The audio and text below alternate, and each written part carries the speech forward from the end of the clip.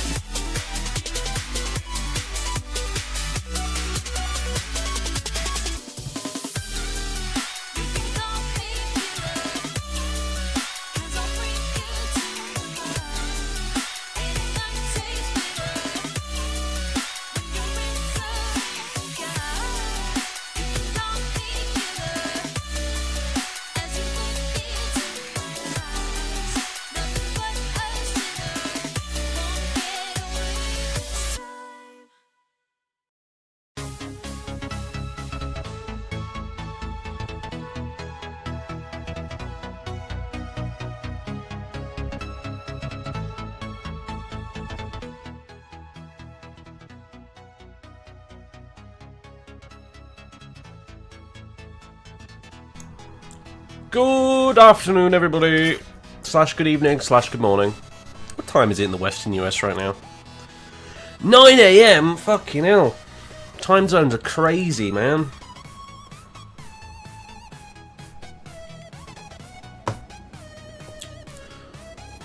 Ah, man.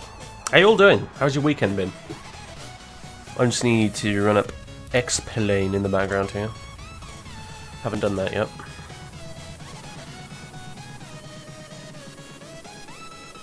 I don't even know where to load it up at, actually. That's a valid point. Goodness me.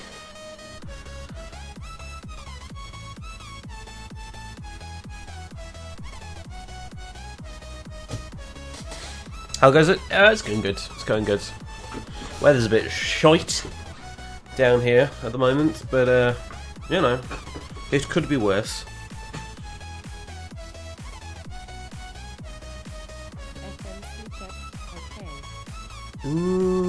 I need to actually kill this right now. Why don't I explain? Because I need to go into Steam and turn off the damn community overlay thing.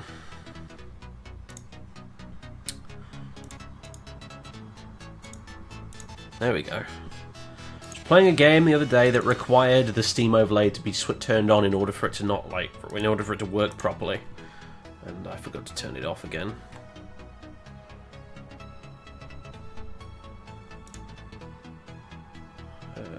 Now X-Plane is frozen up because I tried to close it while it was still on the loading screen. There we go.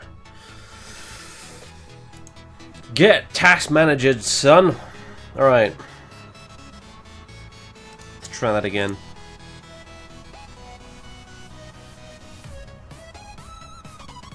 We have something here called Clear Monday when you translate it horribly, and everyone is lazy because of that. I see. Lazy weekend. Good. Tomorrow, Monday is treated like a Sunday. Okay, so basically you've got like a bank holiday Monday kind of a thing going on.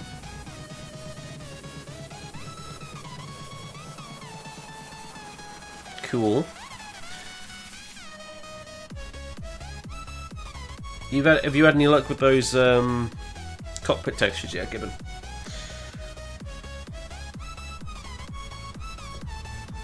There were a lot of them, so...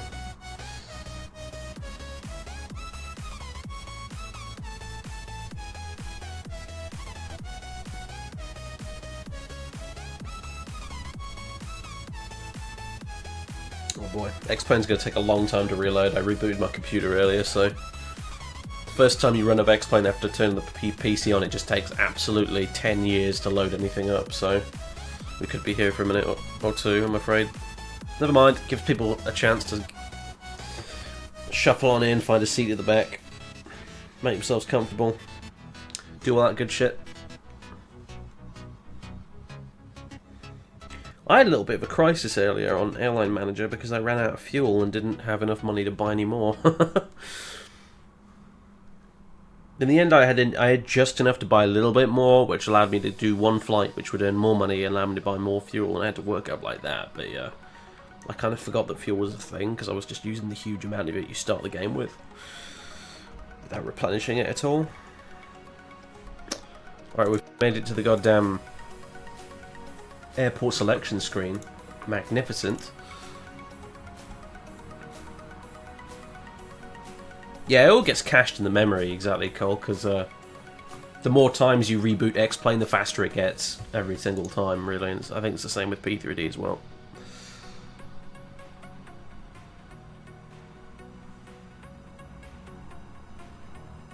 Mobile version of Twitch is seeing double chat messages.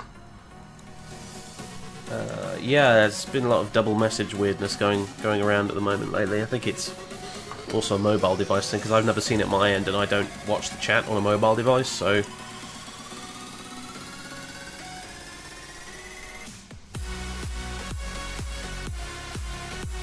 X-Plane job opening. You what, mate?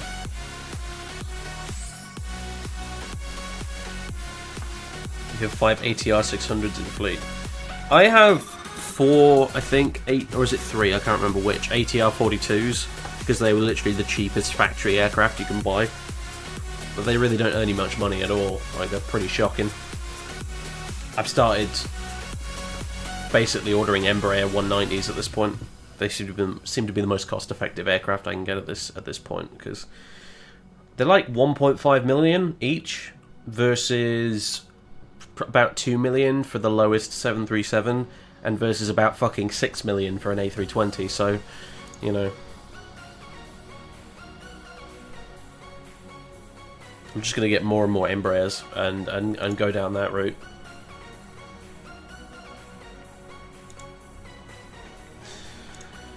Let's see, doodly doodly doo.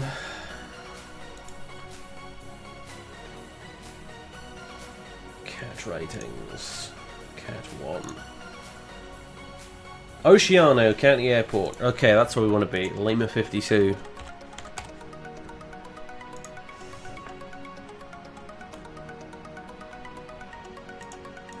And we're going to be in the Cessna 210 Centurion, which hopefully is going to actually work today. Please work today. Please. I'm getting really, really bored of all the technical issues every time I do a stream these days. How are things? Alright, honestly. I've taken a few days off of streaming, to be honest with you, because I was getting a little bit burned out. I did a little bit of flying yesterday with Durka on his stream, but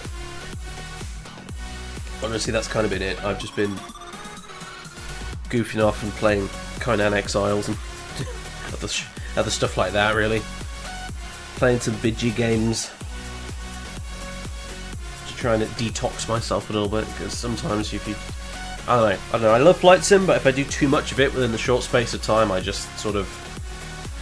It's overload. Need to go play something filthy and casual to get my head back in the game.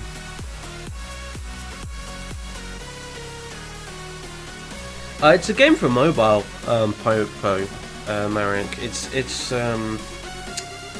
called Airline Manager 2. I know it works on Android. Don't know about iOS or anything like that, but it's kind of fun. Honestly, it's just a sort of thing you runs in the background most of the time. You know, you get aircraft, you do flights, you wait for them to complete, and then you do more flights, and you get more money, and then you can buy more planes and stuff like that. It's a relatively pointless game. Honestly, like it has the potential to be made into something really cool if anyone ever bothered to put it onto a desktop computer and actually make it a full game, as opposed to just a sort of time waster sort of app. But you know, what would be really badass is if like the Project Fly guys basically did something like this for Project Fly, whereby you could basically make your own airline, and then you could actually fly the flights in it in a sort of Euro Truck Simulator-esque kind of a fashion. That would be really, really sweet. But, yeah.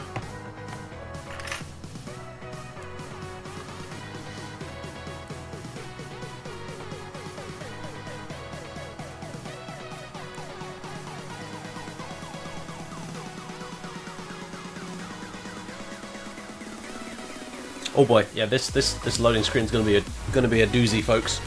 Make yourselves comfortable. It's taking some time. XP Flyer does something like that. Build an airline, fly the routes. I've never heard of that before. The closest I've seen to that is Air Hauler, and Air Hauler doesn't bloody work for X-Plane, which makes me really sad, because otherwise I think I'd play the shit out of it.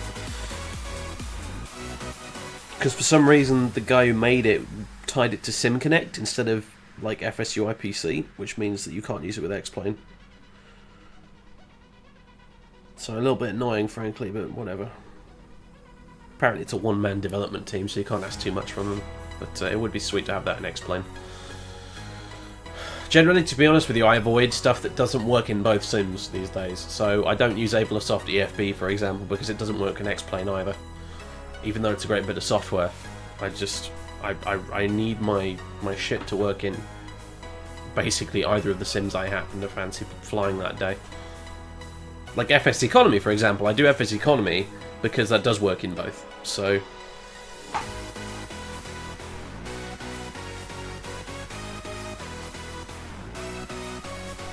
what do you think of JetBlue's new blueprint livery? I don't think I've seen it.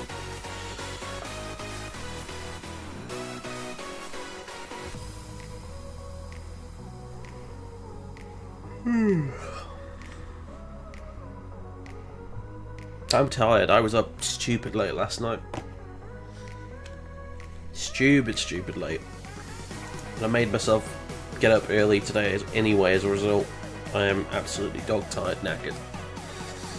To the extreme, but we're going to give it a go anyway.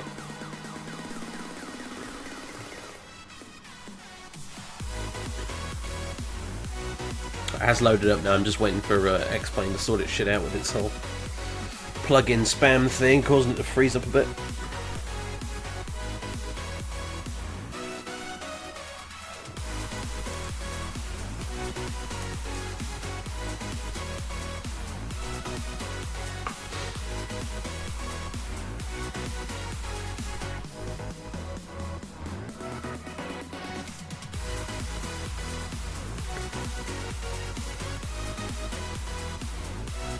Any minute now, X-Plane, come on.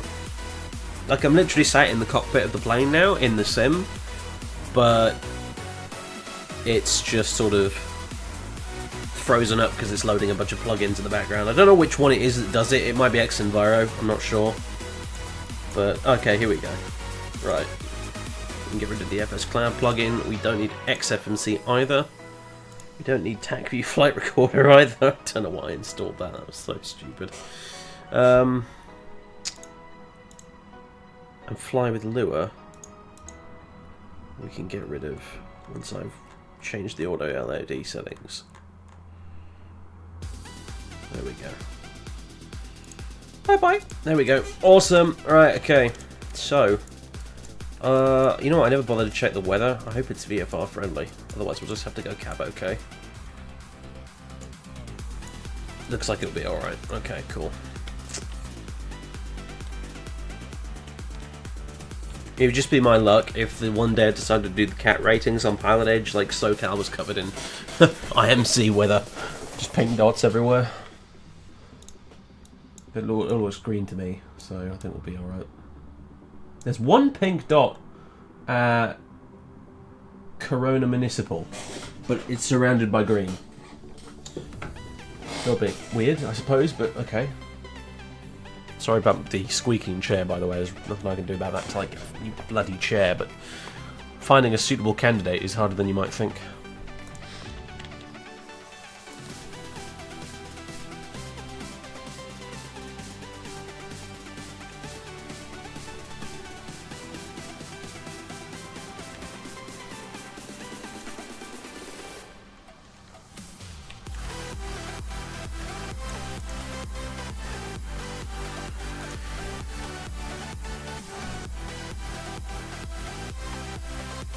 I'm always tired, still working out, you blob.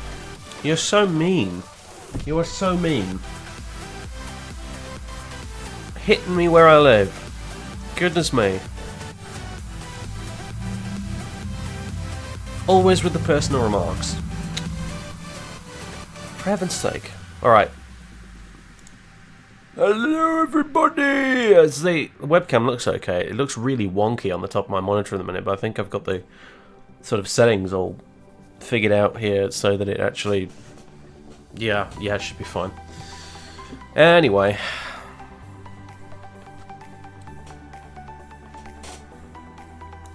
Epic Simming HD, hello, sir. It's getting more cloudy, isn't it?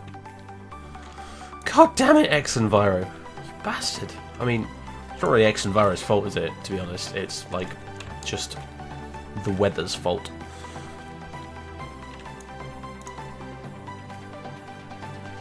Thought I got a neck tattoo. You having a laugh? No, it's just the it's just this. It's just the stupid cables from my headset.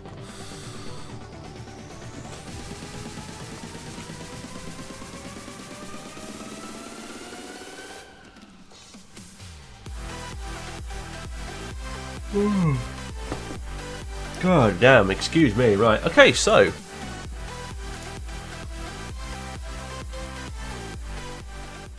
music. Be gone. Thank you. So today, folks, we are going to be doing the cat ratings on PilotEdge. Because I've been threatening to do these for a long time and never got around to it. So we're going to do it anyway now. We're going to be doing it in the Cessna 210, which I did get working eventually after a reinstall. just you watch now when I try and fly it and it breaks again, just because I'm streaming, and that seems to be the way things work. But hopefully it'll be fine. I flew it the other day and it was just totally fine. So yeah, we'll see what happens. So it's a cool plane. It's a cool plane. It's just like almost like a Cessna 182, just with retractable landing gear. It looks really weird when you've got the landing gear retracted on this thing, by the way. It just looks really odd. But it's kind of a fun little plane. It's very quick, especially down low. Like, you can go pretty fast in this thing, which is nice. You can also go really slow if you like as well, though, so that's good. It's a flexible aeroplane. What do I think of the Bombardier Challenger 300 for X-Plane? I actually really like that plane. In spite of the fact that it's kind of basic, in the sense that it doesn't really have a proper custom FMC. If you've got it for X-Plane 11, you can install a patch that gives it the default, the new default custom FMC that X-Plane 11 comes with. But if you're using an X-Plane 10, you pretty much have to use XFMC, which is okay, I guess. But I don't know. I really like the thing. It's actually really fun to fly. It goes very fast. It goes very high. It's just a lot of fun. And it looks quite nice too while it's at it. So, even though I think it's kind of an old aeroplane at this point, isn't it? The Bombardier, like the D-Den Challenger. It's kind of it's getting on a bit. But yeah, no, it's a good plane, especially because it's so cheap too. Like, it's like $19, I think, on the org store. Like, you really can't go too wrong, honestly. In fact, if anything, I would be suspicious of it for being that cheap. But actually, no, it's a quality plane. I recommend it, personally. You just need to be familiar with XFMC, and occasionally you will have to manipulate the default FMC to get it to go, say, direct to a waypoint or something. Don't know why the ground's shimmering, by the way. It just seems to be an X-Plane ism. If I go on the like free cam and then just do that, you'll notice it stops moving around. But if I'm actually on the external camera for the plane, the ground just sort of wobbles all the time. It's weird. Right, okay, so we're doing the cat rating. So if you're new to PilotEdge, or you've seen PilotEdge before and you've been like, oh, I don't know where to start with it, I'm kind of, I don't know where to begin, PilotEdge looks scary and intimidating, where should I begin learning, blah blah blah. This will be the stream for you, because that's what we're doing. We're going back to the very, very, very basics and basically starting from the beginning here. So when they had the V ratings, I did all the V ratings, which were the VFR ratings they previously had on PilotEdge. And there were only 3 of them, and they were pretty basic, and they didn't cover a lot of the stuff the CAT ratings now cover, like, for example, non-towered airports, for instance. So they've got these new CAT ratings in, which are a lot better, to be honest, and I just never got around to doing them, though. So, but that's what we're gonna do today, just as many of them as I can in one sitting, to be honest with you. So I don't know how many of these ratings there actually are. Isn't there? Oh, there's 11 of them apparently. Crikey. Okay. But anyway, I'll show you the PilotEdge website here.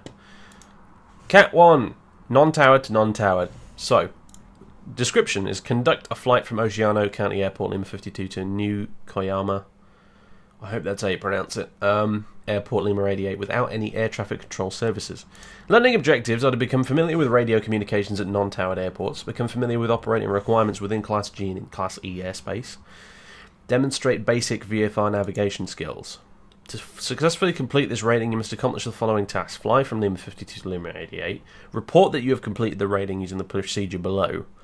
Okay, so airspace review. As you can see on here, both Lima 52 and Lima 88 airports are located within Class G airspace. Class G airspace, also known as uncontrolled airspace, generally exists below 1,200 AGL except where controlled airspace exists. The FAA imposes no requirements prior to entering Class G, and there is no specific equipment required for aircraft operating within the Class G airspace, so you could basically fly a lawnmower that you would attach wings to if you wanted to in Class G airspace, and it would be fine.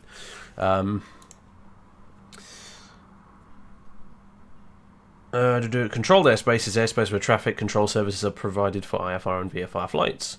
There are not communication or equipment requirements prior to entering Class E airspace. The only practical distinction between E and G is for VFR operations is that G is lower weather minimums under certain circumstances, but it's often easier to stick with the Class E minimums. 1,000 feet above, 500 below, or 2,000 horizontally from any clouds, and 3 statute miles of visibility.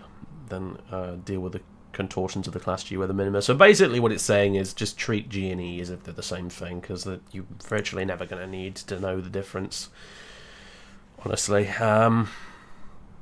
When is the sub button coming? Soon. Soon.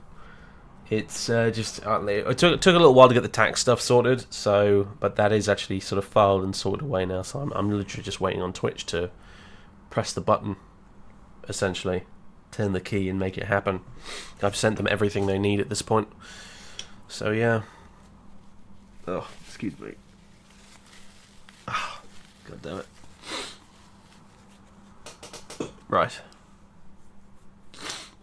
I'm not feeling 100% today, I've got to be honest. But we're going to do this anyway, just because I probably should. Okay, communications review. Pilots are not required to use their radio while operating at non-towered airports. However, the Aeronautical Information Manual, the AIM, recommends that pilots self-announce their position when operating at non-towered airports. This is done on a Common Traffic Advisory Frequency, or CTAF. CTAF frequencies are available on sectional charts in the Airport Facility Directory. Look at the sectional chart provided above, or use this handy SkyVector link. And notice the CTAF for Lima 52 is 122.7, while the CTAF for Lima 88 is 122.9. So this is basically your Unicom on VATSIM, except in the real world you use voice and not text. And the frequency differs depending on the airport in question. So yeah. I'm looking for the airport now, and I'm not. There's Oceano. And where's Lima 88? There's New Koyama. I really don't know how to pronounce that, to be honest with you. Looks like it could have some really weird pronunciation that's not remotely the way it's spelt, but hey.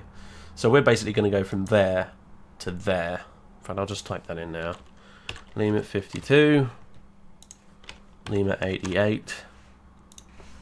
Done. I'll draw a nice pink line between the two. So as you can see, there's basically no airspace between them. This sort of weird shaded area here, this is like Class E airspace. Everything outside of it is Class G.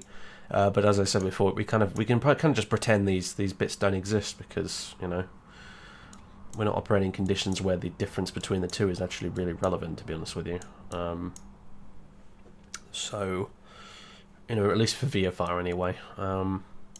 And beyond that, there's no airspace around here at all. There's just this little bit down here, this blue dotted line stuff, that's some Class Delta around Santa Maria. And this is just a big VOR thing for Fellows VOR. So, yeah. It's super easy. We'll just take off of Oceano and literally just fly almost GPS direct. We don't have to fly GPS direct. We could be like smart and follow this road here. And then go this way, look at all the landmarks and shit, and then we will eventually get to where we need to go. Or we could be a lazy bastard and just go to GPS direct, whatever, I'll see if I can try and do it the clever way. But doing it that way will take us awfully close to Santa Maria's airspace, to be honest with you. So, as long as we stay to the left of this road here, we'll be fine. That's all we need to know, really, to be honest with you. If we stay left of this road, we won't end up in that airspace, and that's basically it. And we can tell we're going the right way because we'll be going over this sort of funny-looking lake here, this Twitchell reservoir here.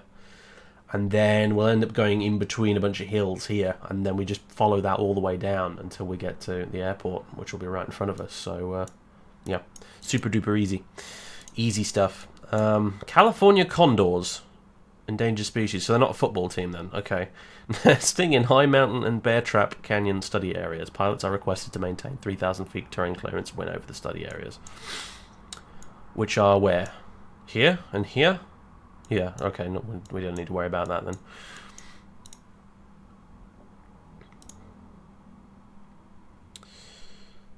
What GA aircraft should you buy for X-Plane? You've got a lot of choices, dude. Honestly, if you get an X-Plane 11, the default Cessna 172 that comes with it is actually kind of outstanding.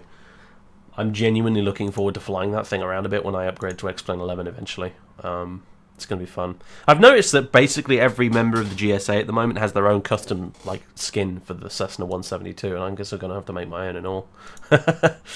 Valdude's got one, Chili's got one, John Fly's got one. It'd be kind of cool to just get them all lined up in a screenshot at one point, actually. That'd be kind of awesome. But anyway, But aside from that, like the one we're flying today is good. You've got a lot of choices when it comes to GA. X-Plane has lots of very nice GA aeroplanes. Even the Carenado stuff is like better than it would be if it was an FSX, just because of the way X-Plane handles the flight models. I mean, I'm not going to tell you that Carenado does good flight models, but they are better in X-Plane than they are in FSX. So,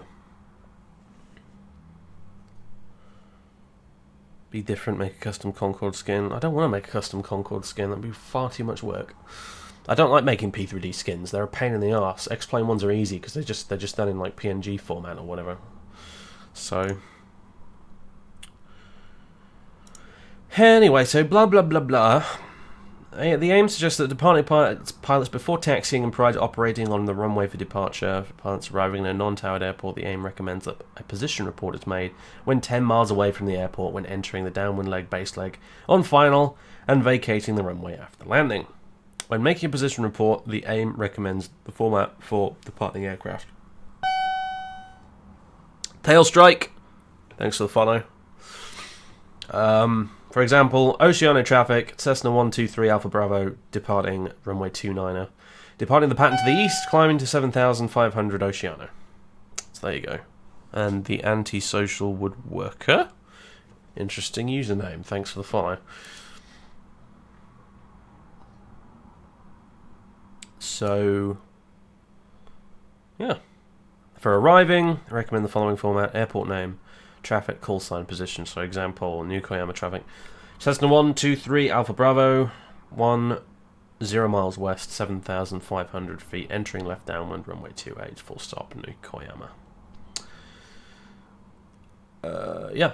En route between the airports, we are not transiting any airspace that requires us to communicate. During this time, at least one radio should be monitoring 121.5 to be in compliance with FAA regulations. So there you go. And then it's got a example transcript of what we could be doing. And then the details for reporting the rating. So for most ratings, you'll be in touch with ATC and therefore advise ATC that you're on a CAT rating. Since this flight consists entirely of CTAF calls without any ATC interaction, the flight ratings are issued through a form. Prior to departing from LIM52, file a VFR flight plan, or you can file from within the software that you're using to connect to PilotEdge. Ensure your call sign matches the one you will fly with, and that you include the departure airport, Lima 52, the arrival airport, Lima 88, and your aircraft type. All other information is optional. After landing at Lima 88, wait at least 2 minutes before disconnecting. This will ensure that your flight was properly tracked. Go to PE Aware, search for your call sign and verify the flight status. Shows has arrived. Enter your tail number into the CAT 1 claim form to obtain instant credit for the flight. That's really good, actually. One of the reasons I didn't immediately jump on the CAT ratings because you had to go through this weird system whereby you'd email somebody to get credit for the rating. So, but now we just get it instantly by doing that process, so that's okay. Yeah, right. So file flight plan. Let's do it then. VFR. We can be number 121 Sierra Delta. Do I want that? Do I want Golf Alpha Sierra Golf Charlie? I'll go with that. Rolls off the tongue easier. Lord Ginelf, thanks for the follow. And we are going to be a C210 slant Golf, one aircraft, departure Lima 52, arrival Lima 88. And all other information is not required as far as I'm aware.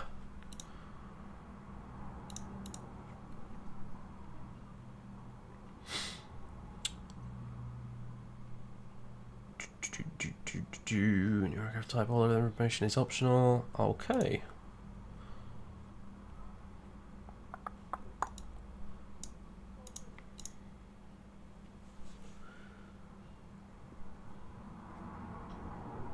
Long time YouTube viewer, new Twitch chat lurker, I see.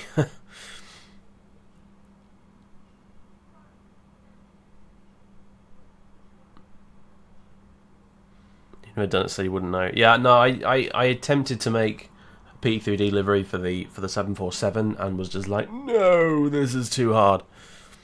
In the end, so yeah, no, P3D liveries are complicated and irritating.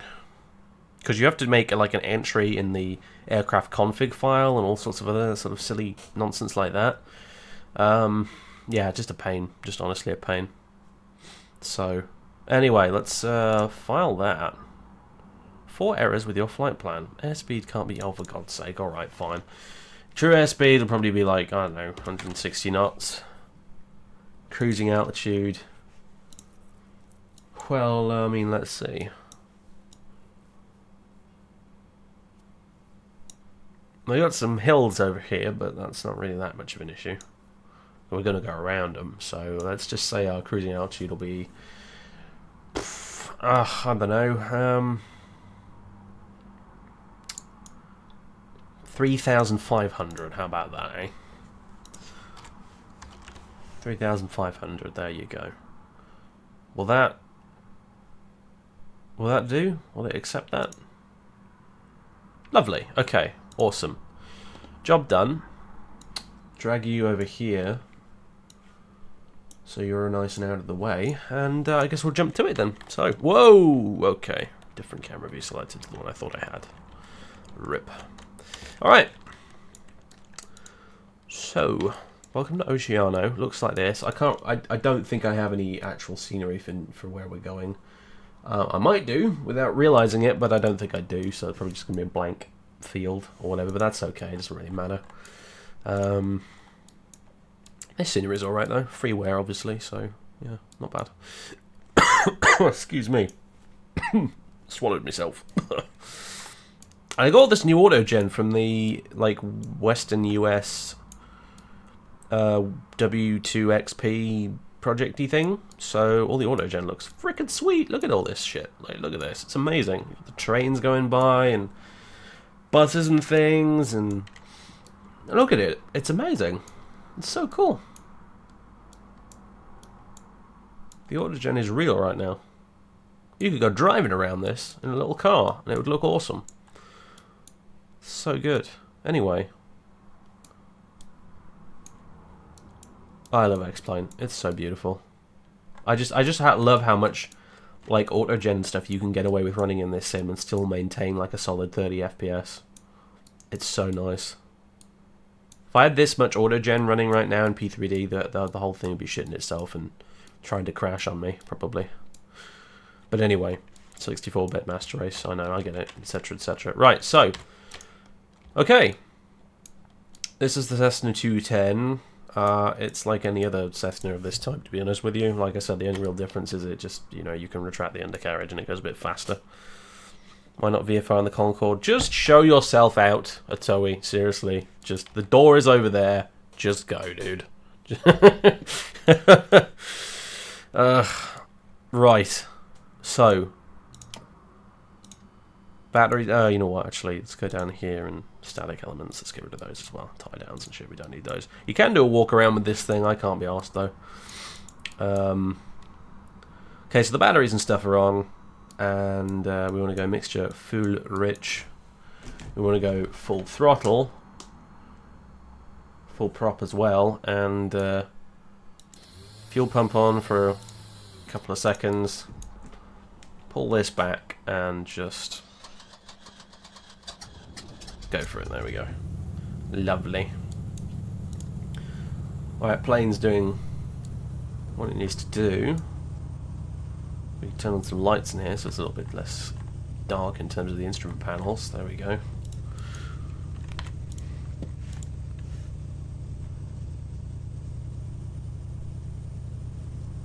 Wasn't this one that messed up with me a couple of days ago? Yeah, I reinstalled it and it works fine now. So, yeah, I don't know why I was doing that in the first place. Just a bit odd, honestly. Nav, beacon, probably should have switched that on before we started, but hey. Taxi light on, I suppose, as well, and pitot heat, and avionics switch. There you are. Okay, cool. So, we're ready to go. Let's connect to PilotEdge. Doodly-doo, connect. Golf Alpha Sierra Golf Charlie, Cessna 210. Connected to PilotEdge. There we go. Alright, so what is the CTAF frequency for Oceanic? We can find that out. It did tell us in the CAT ratings page, but you can actually find out if you look at them. If you look at the chart here, it says you got this Oceano County, Lima 52, blah blah blah blah, 122.7C. CTAF 122.7, and we make right patterns for runway 11 apparently here as well. That's what RP11 means there. So 122.7 then is what we need to dial into as a radio.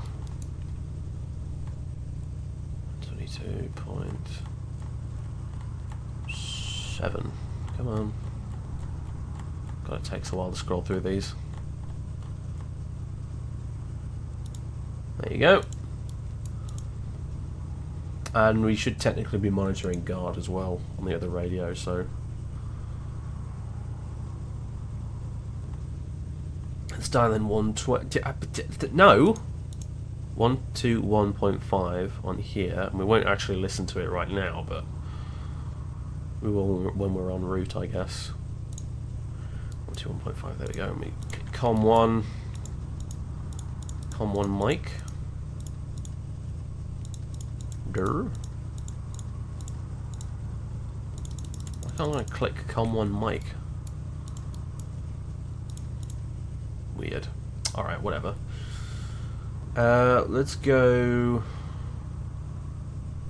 Get the old GPS up here. There we go. I'm not going to put in a magenta line on it, but that's just to make sure I don't bumble into any airspace by accident, essentially.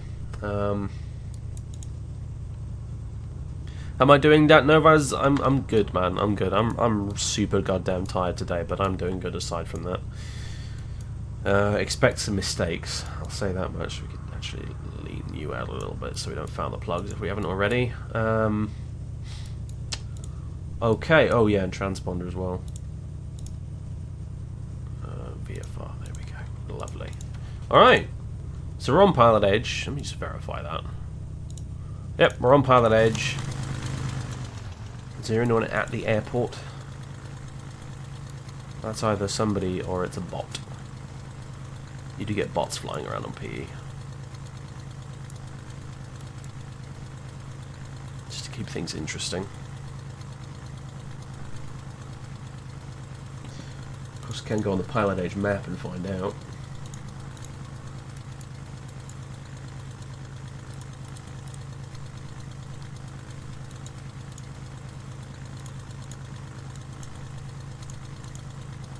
Nope, it's a bot. Okay, cool. So watch out for bots that don't make CTAF announcements. Don't pay attention to anything. They're always fun to deal with. Alright. Get that car for X-Plane. What? Car for X-Plane? There's a car for X-Plane. Are you having a laugh? Alright. Anyway. Is this some kind of joke? Right. Okay, so let's see. What are we doing? Where are we going? I don't have a notepad up here right now. I ran out of paper in my other one. So I'll just have a little bit of paper here. We are Golf Alpha Sierra Golf Charlie, or more to the point, we're a blue Centurion, which is what we'll announce ourselves on the CTAP as. Because that's much easier. Well, I mean, in the sim, with model matching and all that sort of thing, it doesn't really make a difference, but in real life, it's much more helpful to describe yourself as a blue Centurion than just your tail number. So... Alright, chat, I'm just going to briefly try and catch up with you before we go. How am I doing for fuel? It's probably a question worth asking, isn't it? Let's see. We're about half and half. Alright, that's how that works, although...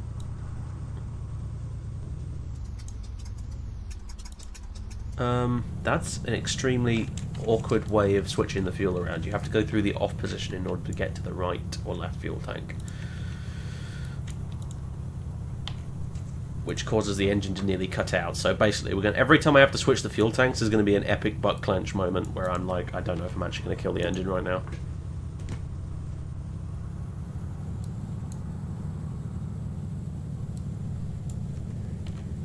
Jelly tarmac, yeah, I know. It's so weird, isn't it? It's always done this. I've no idea why. It's always done this. I'll just pretend it's heat shimmer, guys. Okay, just pretend it's heat shimmer. It's very hot tarmac.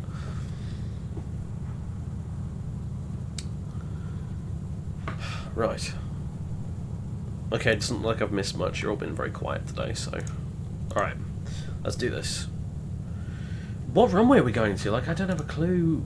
Is there even like an airport diagram for Oceano? It doesn't look like there is. Okay, let's just see if we can find some information about it on the Sky Vector page. Runway 11 and runway 29 are what's in use. Well, it's the only things we can use. And weather... we don't have any weather. Outstanding. What's the nearest weather station I could use? That'd be San Luis. Yeah.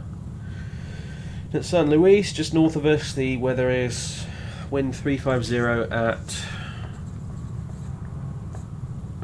3 knots, 10 statute miles of visibility, broken clouds at 3000, temperature 12, dew point 6, and altimeter 3001. Okay, cool. That's what we really need to know, so let's just set 3001 on here.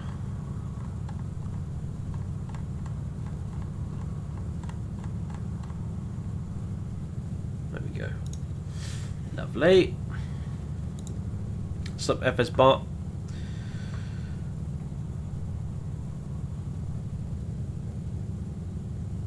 Why are you looking at Concorde wing data? Because you're being a massive cock tease, I bet. That's the reason why, Jack. How you doing, dude?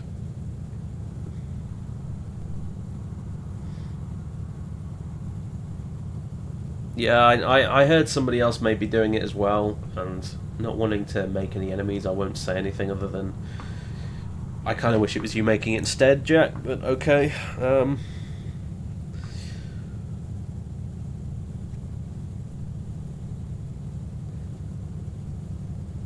Yeah, I mean, it's just a big old delta wing, right? In theory, as far as I know.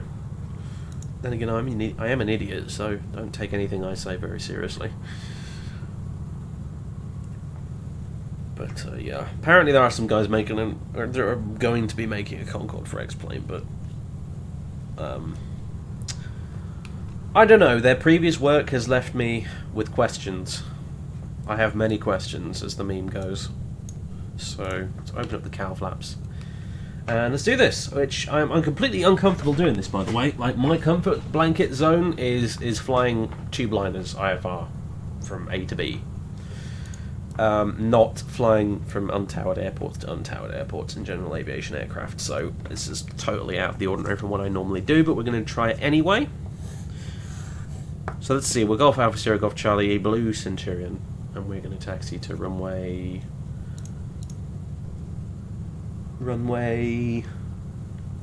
Which runway? Runway 29, okay.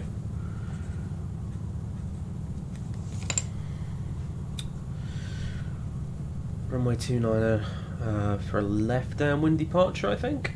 Yeah, okay. So, now let's do this. Oceano traffic, Golf Alpha Sierra Golf Charlie is a blue Centurion. We're going to be taxiing to runway 29 for a left downwind departure towards New Koyama, Oceano. And I just typed like a million backslashes in Sky Vector's flight plan box because I had that selected when I pressed the button. GG. I hope that transmission actually like went through, to be honest with you. As a result of that, I have no idea. Let's hope it did. Let's go. Runway 29, which means we want to go... Man, these little airports are such a pain because there are no airport diagrams for them unless you're using like 4Flight or something. So I guess we want to taxi this way.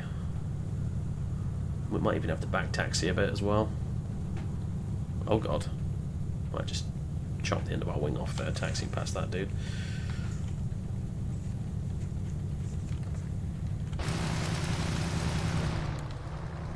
Yeah, we'll have to back taxi just a teeny bit. Or we could cross over. Actually, or I'd better do that then. Is there a sign here? Telling us which bit this is? No, I guess not. Oceano traffic, Blue Centurion crossing the runway right now, Oceano. CTAF calls. I don't even know what makes a good one, honestly.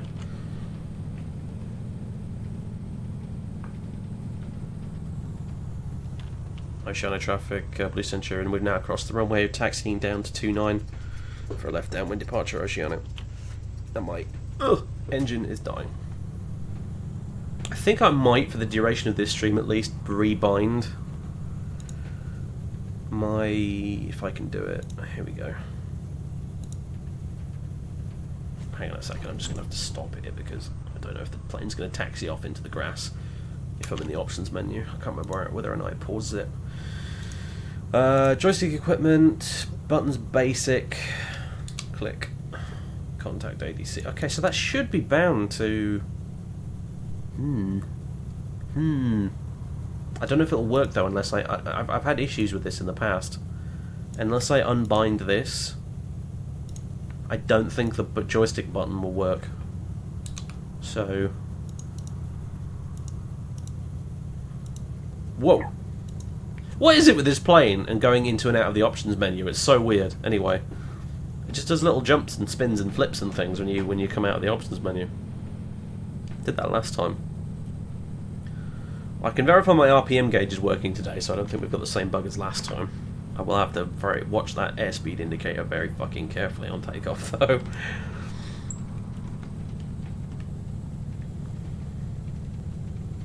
Good afternoon, J. Krause.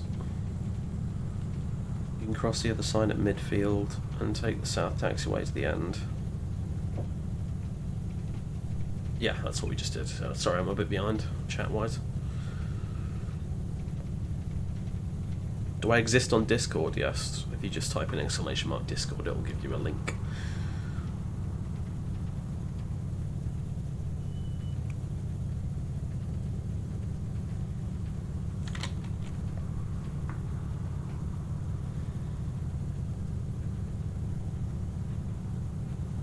Oh my god, brakes, please work.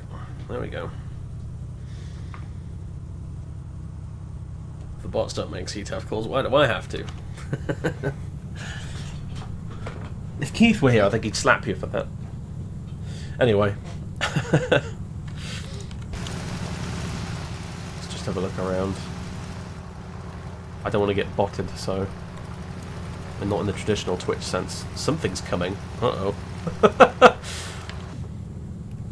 Let's do this. Oceania traffic, Blue Centurion lining up from runway 29er, left downwind departure, Oceania.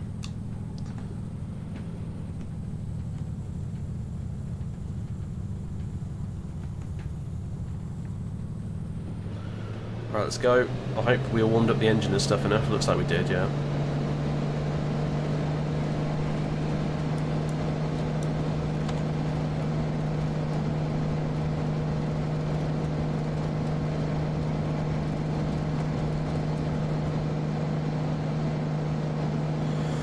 Go! Gear up.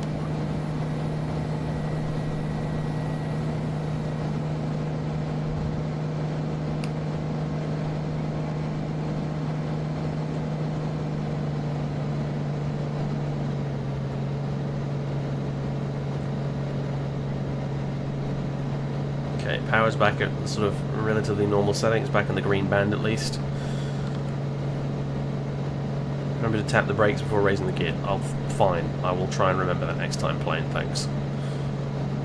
Flying one of these rep planes is always a bit of a fucking risk, honestly, because I tend to break them more often than not, which is not good if I'm trying to do a PilotEdge rating at the same time. Okay.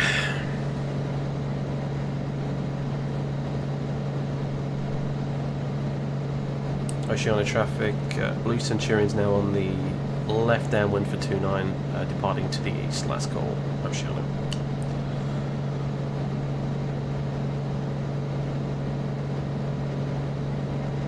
Chrysler's with deep turns, yeah, I don't muck about, mate. I treat GA aeroplanes like they're fighters. I probably shouldn't, but I do. What rudder pedals do I have? I have a pair of Cytec Pro Gamer pedals. I do not recommend them. They are kind of rubbish. Alright, so let's see. We didn't actually call out what altitude we were climbing out at to leave. Hopefully there won't be used as a black mark against us. I did forget that, but I think my cause was sufficient under the circumstances. I hope.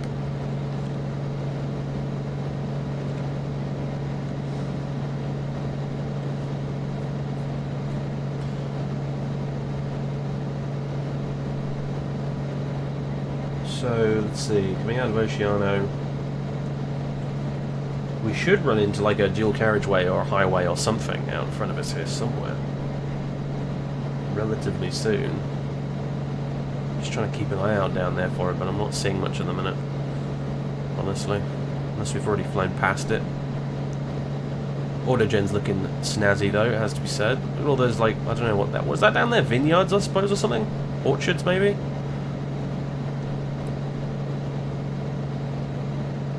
Here we go, this is what we're after, this big old road over here. Alright, so we want to stay on the left side of that, if at all possible.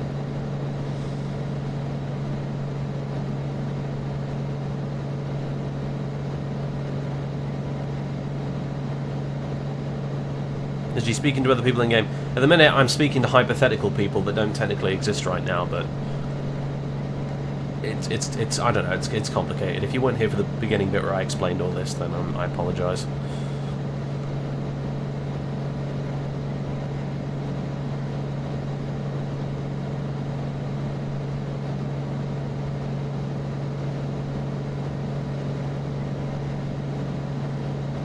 Alright, here's our road.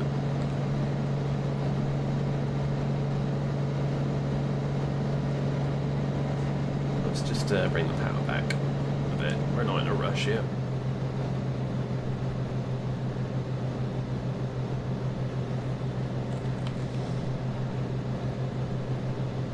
I don't like the look of all that fog in front of me. I really, really don't. Big time don't like the look of that.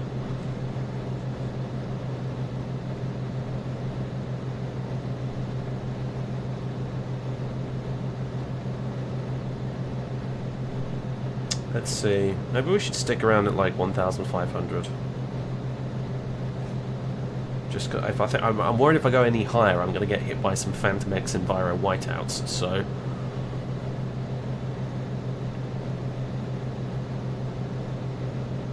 yeah, one of these days, Mungo. We'll see.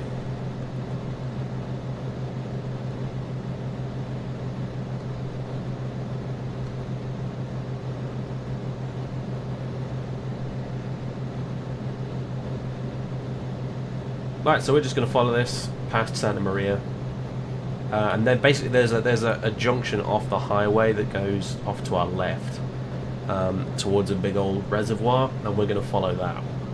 So we want to keep an eye out for that.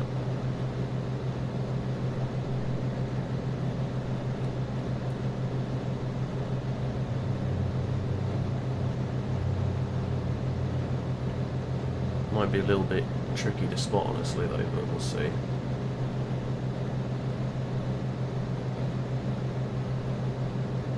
I'm trying to identify what town this is right now. It's either New Pomo or it's actually Santa Maria, but it looks like it's Santa Maria because it's kind of big. So, is that our crazy ass reservoir over there? Might be. Oh, these windows, mate. You can't see shit.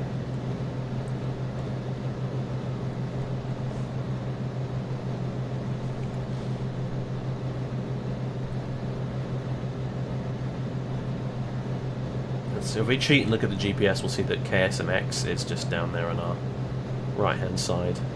So yeah, that is Santa Maria.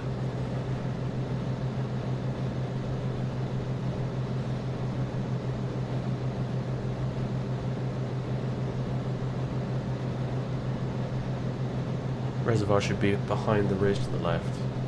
Roger.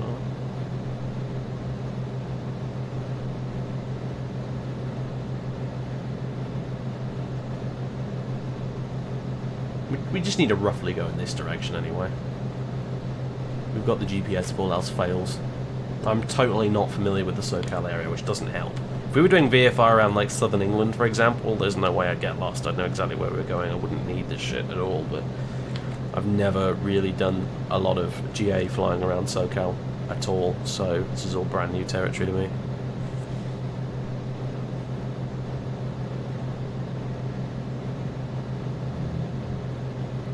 It looks nice though.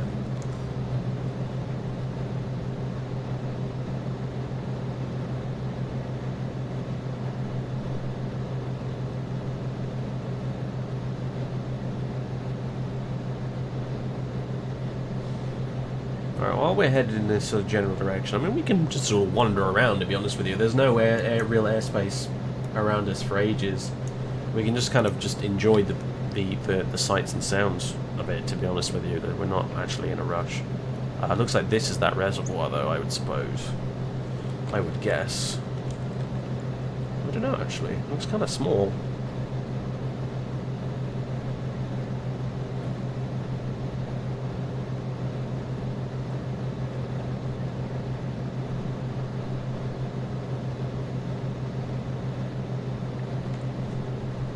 The other thing I want to do, though, is I want to have a look at new Koyama's page on SkyVector and just sort of...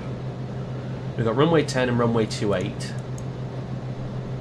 And in terms of local weather, I have zilch information whatsoever, so I guess we'll just land on whichever runway and deal with the winds as they happen to be. That is the reservoir. Are you sure it looks way bigger on the map? Like, way bigger in a totally different shape. So... But okay.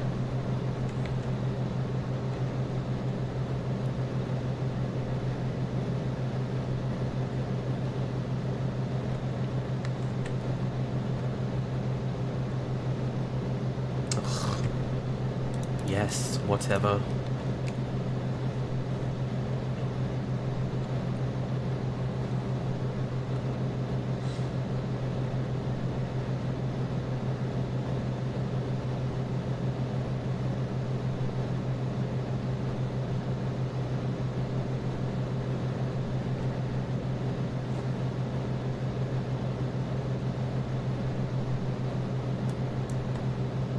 There's Lima 88 right there, so, okay.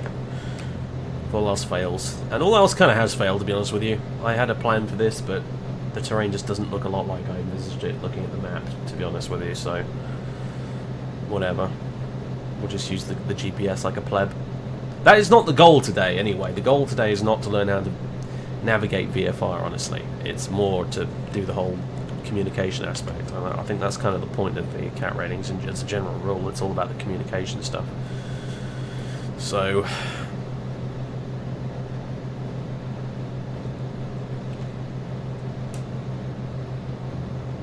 Speaking of which... Should be monitoring guard. I'm a little kind of confused and a little worried by why I can't click COM1 mic on there. I feel like I'm not transmitting to absolutely anyone right now as a result of that, but I guess it must always be on if you can't click on. It's not even a click spot, so you know, like if we do all this and none of the goddamn CTAF calls have actually gone out because of a weird issue with the radio in X-Plane, I'm going to be kind of pissed.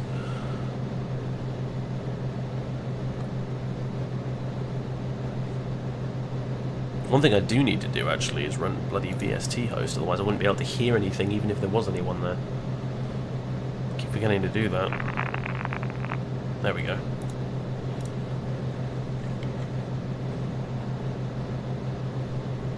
What's the Fellows view? Well, that's 117.5, so we can actually tune that as another navigational aid if we wanted to.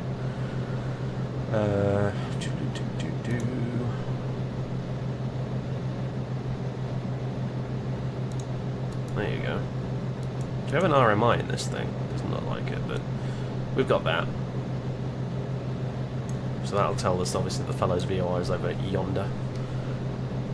That way.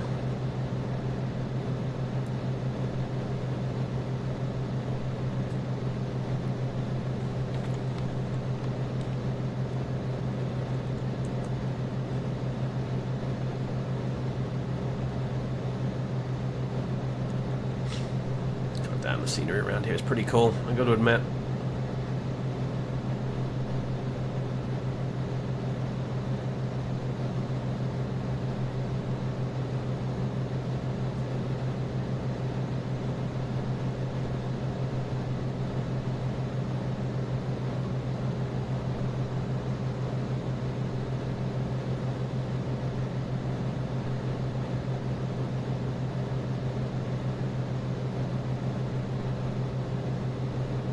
feel like they can make the graphics a lot smoother in this.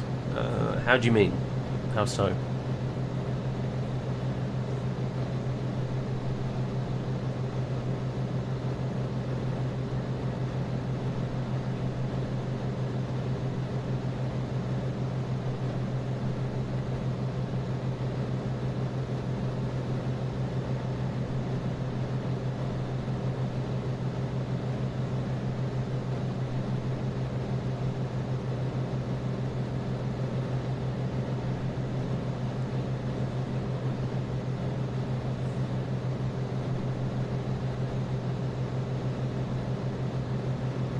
What are your favourite GA planes? Yeah, it's nice, isn't it? It's definitely nice. I honestly like it more than the... I mean, generally speaking, I prefer the low wing planes to the high wing ones because the visibility out these things is just annoying. But this one's quite nice. I genuinely prefer it to, like, say, the Bonanzas because, I don't know really, I guess just... It just looks and sounds nicer than the Bonanza, it really does.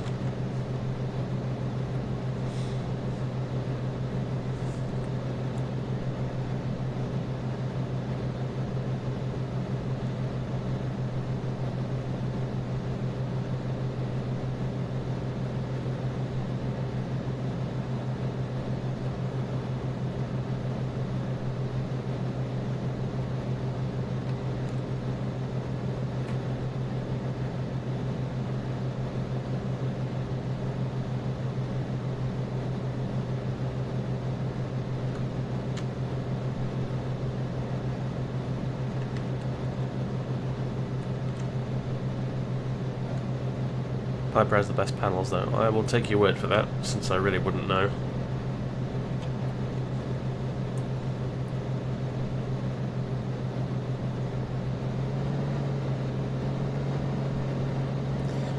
A bit more power.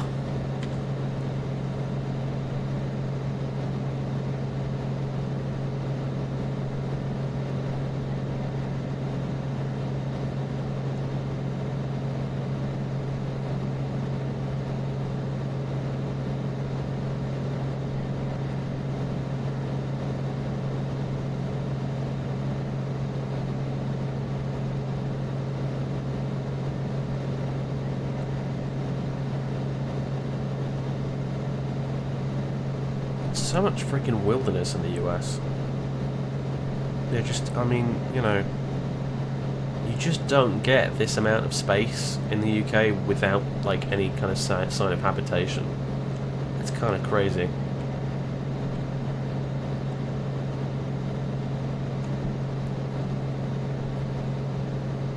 Looks incredible, though. Kind of reminds me of Scotland, actually, in a way, in this area we're in right now. Although, if this was Scotland, it would be, like, overcast and raining and really cold. But hey, and probably quite dark, too. Right, it's a big old fucking hill in front of us here. Yeah, this is a big old... I'm kind of seeing right now where we are on the map, and this is this big sort of ridge. And over on the other side of this is the valley that I originally meant to actually fly down to get to New Koyama.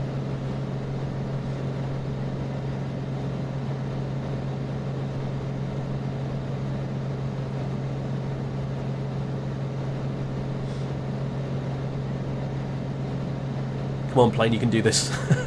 You can get me over this hill, buddy. Come on. This is why I'm flying you and not a Cessna 172. You got some power under the bonnet, come on. Whereabouts in SoCal are we? Right now we're just up near Santa Maria, just sort of east of Santa Maria.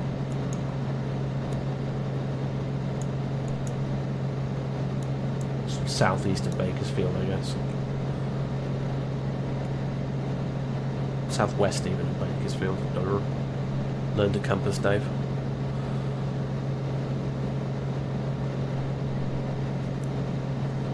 I mean, you sure get a nice view down there in one of these high wing planes, but God, doing even like a basic traffic pattern on these things is hard work because you just can't see the runway out there.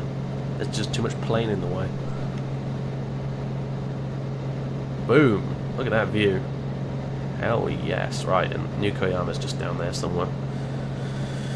Shame about the tile line, but hey, this scenery, this photo scenery is freaking ancient, by the way. This was built ages ago. I need to like go back and use all the new flashy sources and stuff.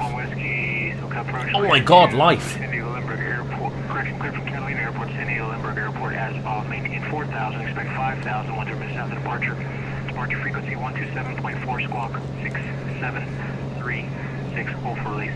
I believe we're hearing that through guard right now. Actually, what I'm also going to do is I'm going to switch. I'm going to tune in Mukoyama's CTAF, which is 122.9. While we're here.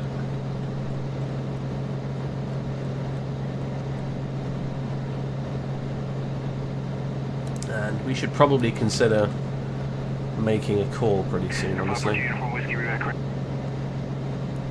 And advise ready for departure. Let's lose a bit of altitude.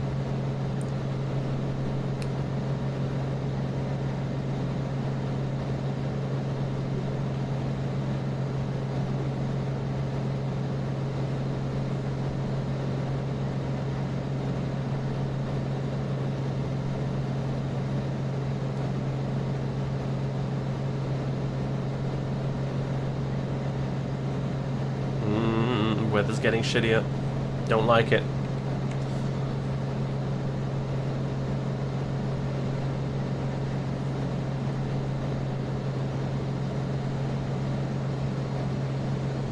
I'll get down to about 3,500 at least. Uniform whiskey. Yep, just let me know when you're ready for departure. Now, we should be monitoring guard at all times. Hello, clouds, right over my head. How did you come from? We should be monitoring guard technically at all times, I suppose, but the problem is with this plane, I'm not sure if by monitoring guard I'm going to accidentally transmit on it as well. So I'm actually going to turn that off once we're about to make our call. Not terribly realistic, but I'm just a little bit skeptical of the way this plane is modelling its radios right now. Since I can't click either of the microphone buttons, I don't actually know which radio I'm transmitting on right now, so I'm just going to kill Con 2 and hope for the best. Rafa SCE, thank you for the follow. Oh god, this is what I told you about. See? Fucking X-Enviro and its phantom whiteout. Stop that shit right now. Right, let's just get a bit lower, I think.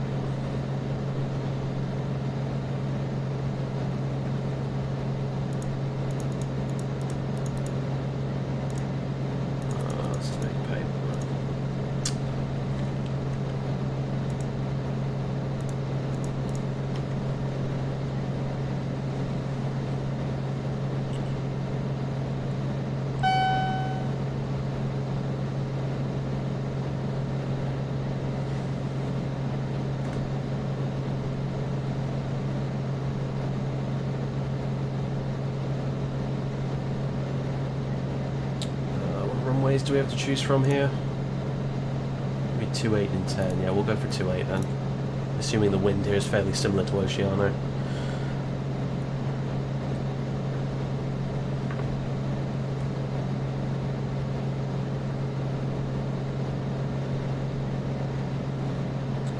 Nukoyama traffic, Golf Alpha Sierra Golf Charlie is a blue Cessna Centurion, route to the west about 10 miles out, inbound for a full stop landing. Yokoyama.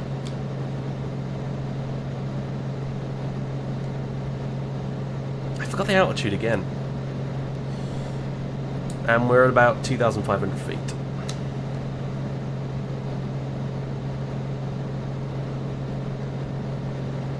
Going hell for leather, apparently. This plane isn't slow. I mean, you know, grand scheme of things, maybe it's slow, but as GA planes go, it's pretty quick. It's pretty nippy. It does look goofy though, if you ask me. It's like, no! Somebody chopped off my legs! Help!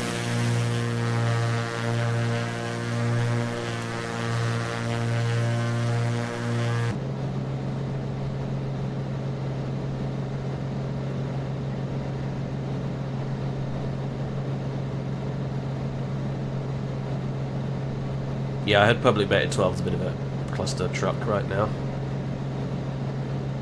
Unfortunately. Beta is beta, I suppose. And that would be the field, I assume. It looks like it's a bit disused because it's got shrubs growing on it, but... oh dear. Oh dear, oh dear. Should we make straight in runway 10? I suppose we could, couldn't we? Okay, I'm a traffic. Blue Centurion, now about less than 5 miles out. Making straight in runway 10. Yokohama. And that's beeping at me because I don't have the gear down. I believe we can get the gear down around 110 knots, so let's just bleed off some speed here. You can get it down to 140, but it gets annoyed with you. Like, it comes up with a little message saying, you should do it at 110. There we go. A bit of flappage as well.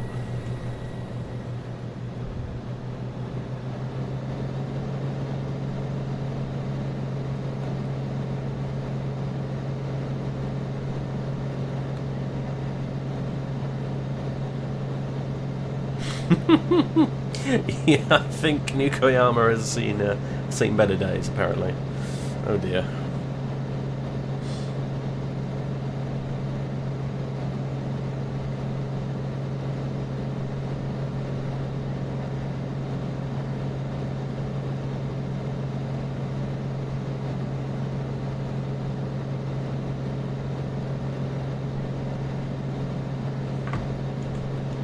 Okay, more flaps.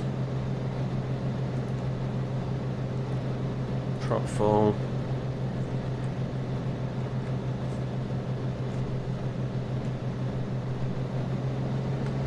Yokohama traffic, Blue Centurion, short final runway 10.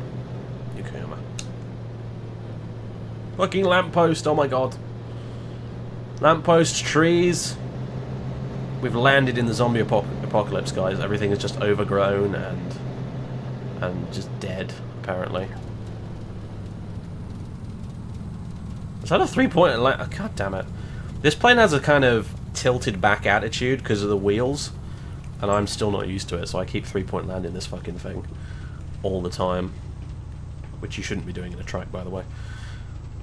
Because I feel like I'm pitched up at a pitched up attitude, and I'm actually not. Right, is there anywhere I can actually get off this runway without ending up on the dirt? It doesn't look like there is, does there? Rip. I guess we'll just taxi off onto the dirt then, I suppose.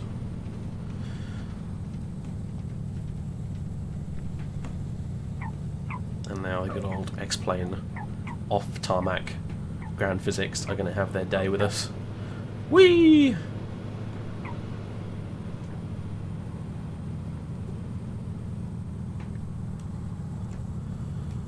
Yokohama traffic. Blue Centurion is clear of the runway. Yokohama.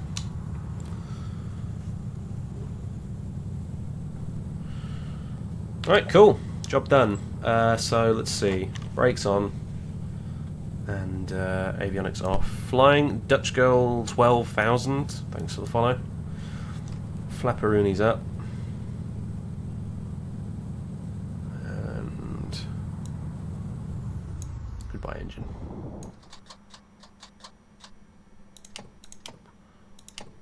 Just turn all that shit off. Very nice. And it wanted us to wait for like 2 minutes before disconnecting, right? I think. Why does it sound like you're driving over dogs?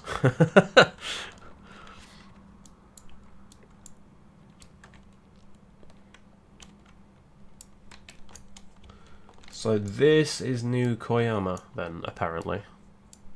Little tiny weeny town in the middle of absolutely goddamn nowhere, by the looks of things. Nice. I mean, the town's literally about as big as the runway. That's impressive. Music Man, thanks for the follow, mate. Cheers. Right, so that is the Cat 1 done, just as soon as I disconnect here. And do the sort of filing thing, and as I said, hope that the radios weren't playing silly buggers with me and then, you know, all that stuff actually transmitted. We'll see.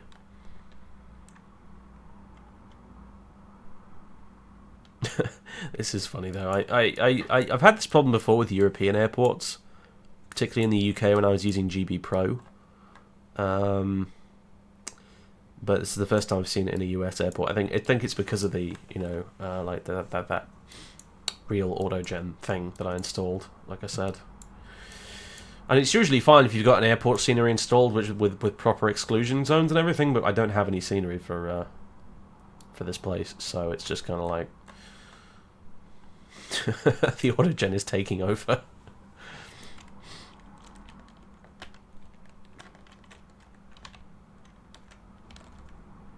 Can't imagine this place gets a lot of use in the real world either, to be fair, but yeah.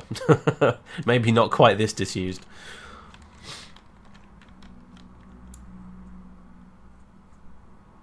I haven't seen the transmit on COM 2 thing, always just ends up with you being restricted to COM 1. Is that how it works? Like, because obviously it doesn't have click spots for any of these.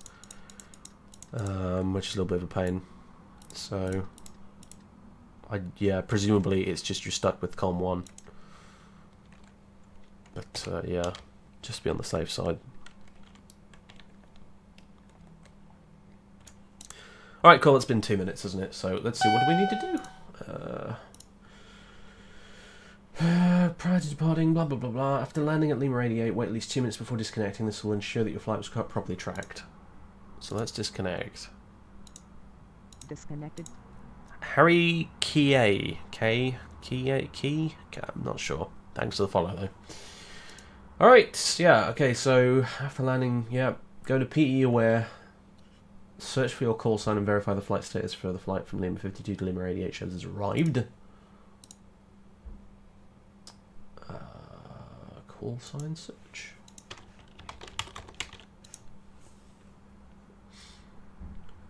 Yeah, it shows has arrived. It has an arrival date and everything.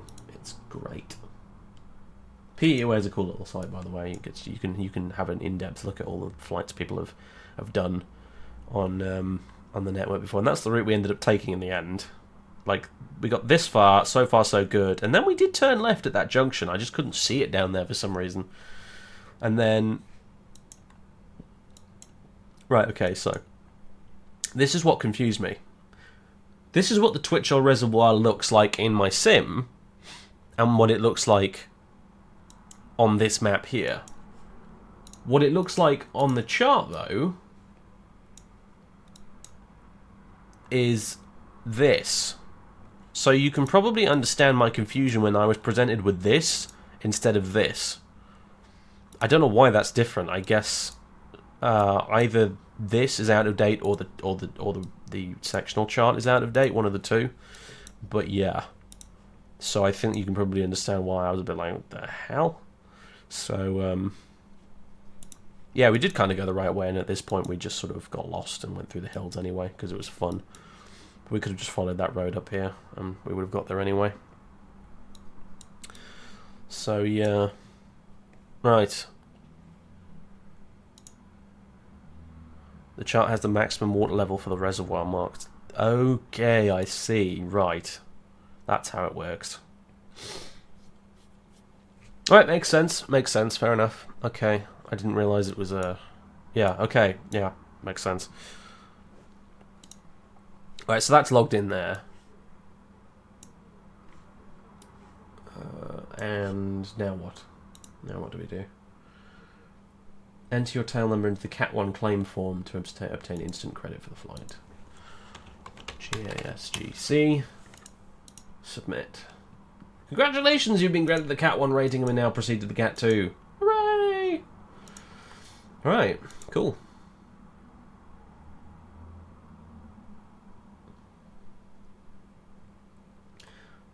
So this would be CAT 2. Alright, so, you know what, tell you what, we can look at the replay first if you like.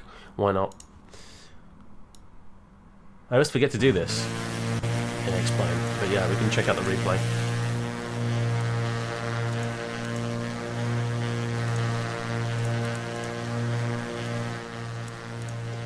Oh, I did a thing for this, right? Check this out. You know how, like, I set up this sort of... this version of the screen? Where you can go full screen with it? Check this out. I added another one, which I've called Grand Tour Mode. Oh! Frickin' vignettes! Frickin' letterbox! cam, freaking oversaturated colors, high contrast. Let's do this. Hashtag production value, guys. Check it out.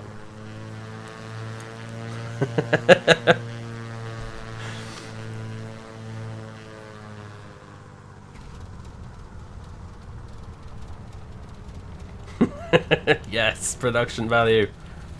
Woo!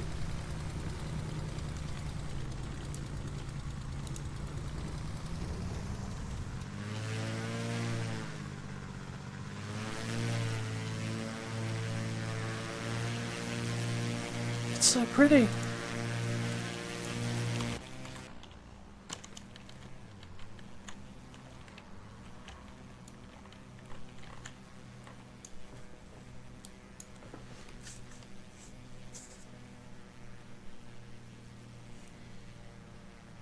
Graceful, isn't it? Just totally not remotely graceful at all. Such a weird looking plane.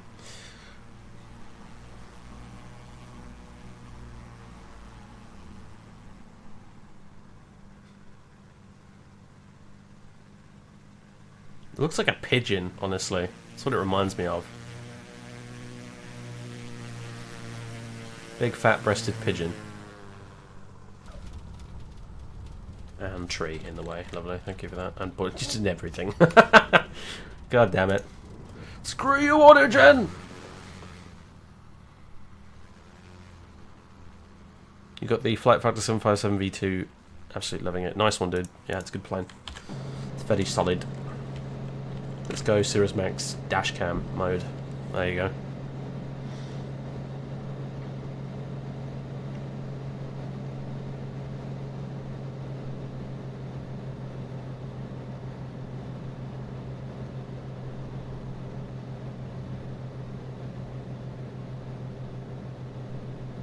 Not quite exactly lined up with the runway there, are we? But never mind. Oh, there is a little bit of tarmac up at this end. Look at that. Yeah, I could have taxied onto there, I suppose. Pfft, whatever.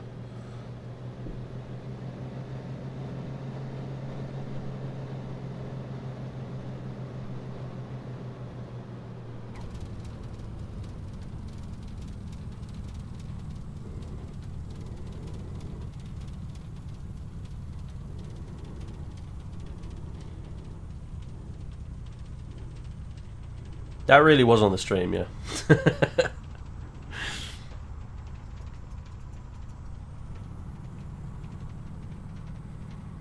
Alright, beautiful. Honestly, I kind of wish I could make my sim look like that all the time. Wouldn't be the most realistic thing ever, but it would look pretty.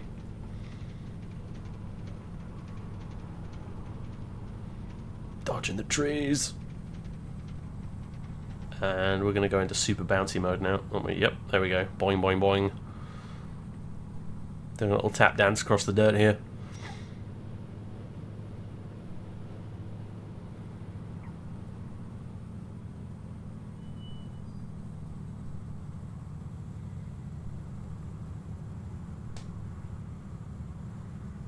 You should take a look at the reservoir on Google Maps. It's even drier than the sim version in the Earth mode. Really, wow.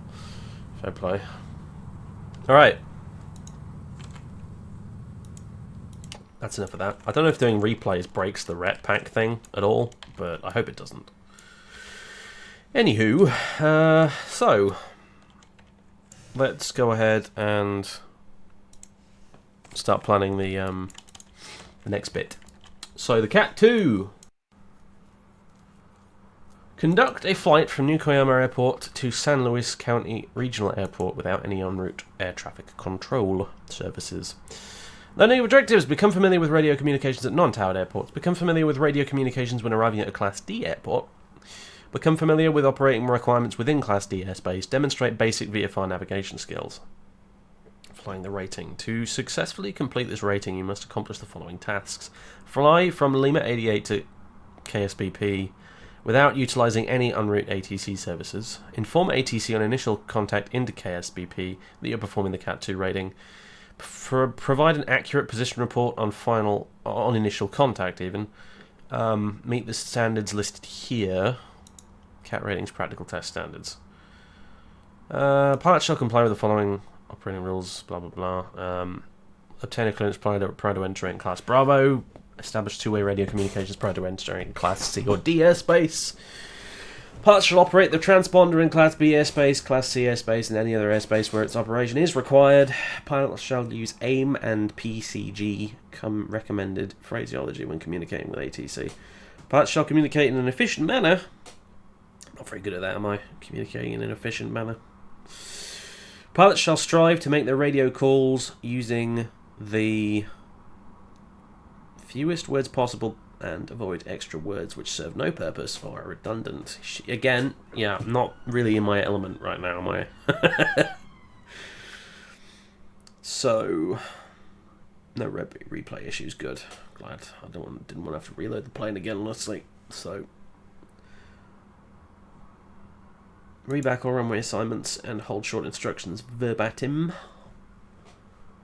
Pilots shall include their call sign in all communications with ATC. Pilots shall acknowledge all ATC communications in a timely manner. Pilots shall comply with ATC requested reports and not make extra unnecessary reports. Pilots will be able to navigate using PilotEdge radio well, that's us out of it there, really, isn't it? Radio navigation and GPS along specified tracks to specific locations without reliance on ATC. When assigned a specific track, pilots shall navigate along that track within 2 nautical miles. When assigned a specific altitude or when operating in the traffic pattern, pilots shall hold that altitude within 200 feet. When assigned a specific heading, pilots shall hold that heading within 20 degrees. Pilots shall comply with all ATC instructions, comply with all 591 regulations regarding the operation of aircraft. I tell you what, I honestly don't know what any of those regulations are, so... do I use OBS? I do indeed, yeah.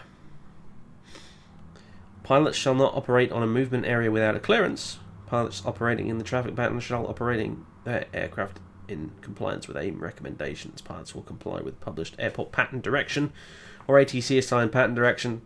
Pilots shall fly their downwind leg at an appropriate distance from the runway, approximately half to 1 mile. Pilots shall fly a rectangular pattern and make appropriate wind corrections. Do you need to buy me a FAR/AIM? God. Man. The thing is, I'm not actually going for PPL right now in real life, so a lot of this is extremely boring and dry, but sometimes I feel like doing it anyway, just to sharpen the old flying brain up a bit. So, I'm on the wrong thing. Hello again, everybody. I thought I was on the webcam just now, but I wasn't. So, okay, whatever, good. Let's see. Learning objectives. Yeah, okay. Read that already. Flying the rating. To successfully complete this rating, you must accomplish the following tasks. Fly from Lima 88 to KSBP without utilising it. Yeah, we already read that too. If you'd like the flight to be logged in PE Aware, you should file a VFR flight plan from Lima 88 to KSBP prior to starting the flight. I'm not sure I can be asked. I don't really care if it's logged in PE Aware or not, honestly. Airspace review. The Lima 88 airport is located within Class G airspace, which doesn't generally impose any requirements on our flight. En route between Lima 88 and KSBP, you will once again be operating in Class C airspace, which also doesn't generally impose any requirements on our flight. KSBP is located within Class D airspace. Class D airspace exists around most airports with an operational control tower.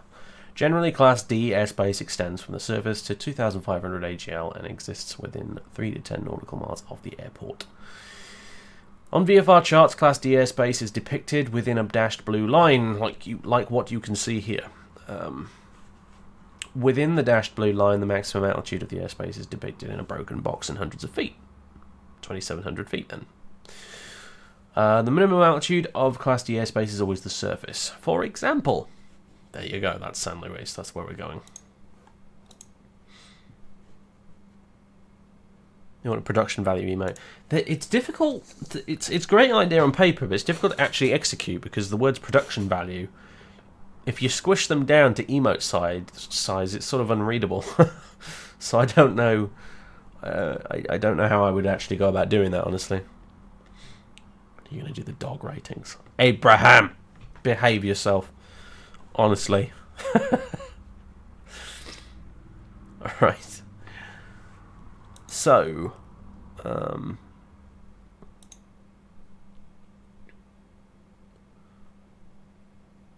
Just abbreviate it as PV. Yeah, maybe, I don't know.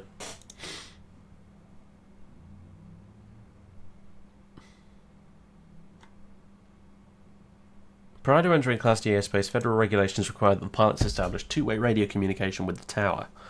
The Aeronautical Information Manual recommends doing this no more than 15 nautical miles from the field. Be sure to listen on the frequency prior to transmitting to ensure you do not interrupt an existing transaction.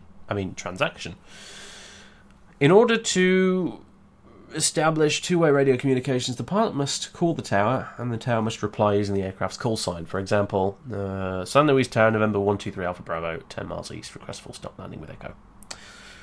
San Luis Tower says November 123 Alpha Bravo, standby. As odd as it might seem, the control tower has used your call sign, so you have established two-way radio communication and may enter the Class D airspace. However, if the reply was aircraft calling to standby, then you have not established two-way radio communication and may not enter the airspace. Controllers are well aware of this distinction and may intentionally use one versus the other, so be sure to listen closely to their response. Most control towers also provide ATIS, Automated Terminal Information Service. ATIS is a recorded broadcast which continually transmits weather, NOTAMs, and runway information. Pilots should listen to the ATIS broadcast prior to contacting the control tower. Each ATIS has a unique letter identifier which should be relayed to the tower on initial contact. Note that PilotEdge does not directly provide ATIS. Pilots should listen to the ATIS provided by their flight simulator and provide the appropriate letter identifier to the control tower. Frequencies to listen to ATIS are available on VFR charts and in the airport facility directory. All communications with ATC use the following guidelines. Include your call sign in all transmission readback stuff. Avoid extra transmissions. Think before transmitting. Yeah. All things I probably struggle with from time to time. especially that bit. When initiating contact with a tower, use the following format. For example, San Luis Tower, Cessna 123 Alpha Bravo, 10 miles east, full stop landing with Echo. Normally the tower will reply with a runway assignment, pattern entry instructions, and in some cases a reporting point. For example, Cessna 123 Alpha Bravo, San Luis Tower, enter right base, runway 29, report 2 mile right base. As with all air traffic control communications, you should comply with the instruction and advise the tower when 2 miles from the airport on a right base. You can keep this instruction shortened to the point. For example, Cessna 123 Alpha Bravo, 2 mile right base. At this time, the tower is likely to issue a landing clearance. For example, Cessna 123 Alpha Bravo, runway 29, clear to land. After landing, exit the runway at the first available taxiway and ensure that the aircraft is past the hold short lines. The tower should either provide taxi instructions or tell you to contact ground control. Do not switch to ground control without an instruction to do so. If you have cleared the runway and the tower doesn't call you with instructions, query the tower. When contacting ground, the same transmission format can be used as when making initial contact with the tower. However, it is not necessary to repeat the ATIS code. For example, San Luis ground, Cessna 123 Alpha Bravo, clear the runway 29 at Foxtrot, taxi to transient parking. And then there's a little video of Keith doing it himself, in case you're still confused. And then there's a transcript of the video as well. And then we've got related material, which I recommend you do at least have a look at before attempting this, but I think I might just manage anyway. What do they mean by right base? Okay, well, let's have a look at how to fly a traffic pattern. So that's a traffic pattern. The VFR traffic pattern is a standard procedure for departing from or arriving at an airport. This article gives an overview of how to fly a standard traffic pattern. I'll save you the bullshit and basically tell you that a traffic pattern is a little it's we call them circuits in the UK because that's exactly what it is. It's a circuit around the airport. And then you have the different legs of it have different names. For example, you take off and then you turn left, and after you take off, that's your upwind leg. You turn left, that's your crosswind leg. Left is your downwind, and then left again, that's your base leg, and then you're on final. So when they say 2 mile right base, in that particular example, you want to be on a base leg, 2 mile base leg to the runway, and then you want it on the runway you want it to be on your right, hence right base. So basically, I don't have Epic Pen working right now, unfortunately, otherwise I'd be able to draw on the screen and show you, but basically, if we were told to make a 2-mile right base and report 2-mile right base for this runway here, we would, when our plane is about where I've highlighted that text there, pretend this little bit of highlighted text is our aeroplane right there. That's when we would call, probably, or not to scale, obviously, not drawn to scale, but yeah, then we're on our 2-mile right base. We're on the base leg, as you can see here, because we're going this way, and we're 2 miles out from the runway, pretty much. Hope that helps. So, I need a drink, and I need to go to the loo, folks, because all this explaining shit is taking its toll right now. My throat is seriously dry, and my voice is starting to go, so... Okay, you've got the general gist of it here. Obviously, you can go back and watch the VOD pretty much immediately, I think, on Twitch nowadays. You can just immediately go back and watch whatever's just happened. If you want to see that again. In the meantime... seriously, my throat is really dry right now. In the meantime, I'm going to go get a drink, and I'm going to go to the loo, and when we come back, we're going to actually attempt the CAT 2, which should be pretty freaking simple. I've done this, like, plenty of times before on PE, this sort of stuff. I'm just going to be wary for any attempts to catch me out by using particular bits of phraseology. So, yeah. Alright, so, okay, I'll be back in a minute, folks. There you go. Right, BRB.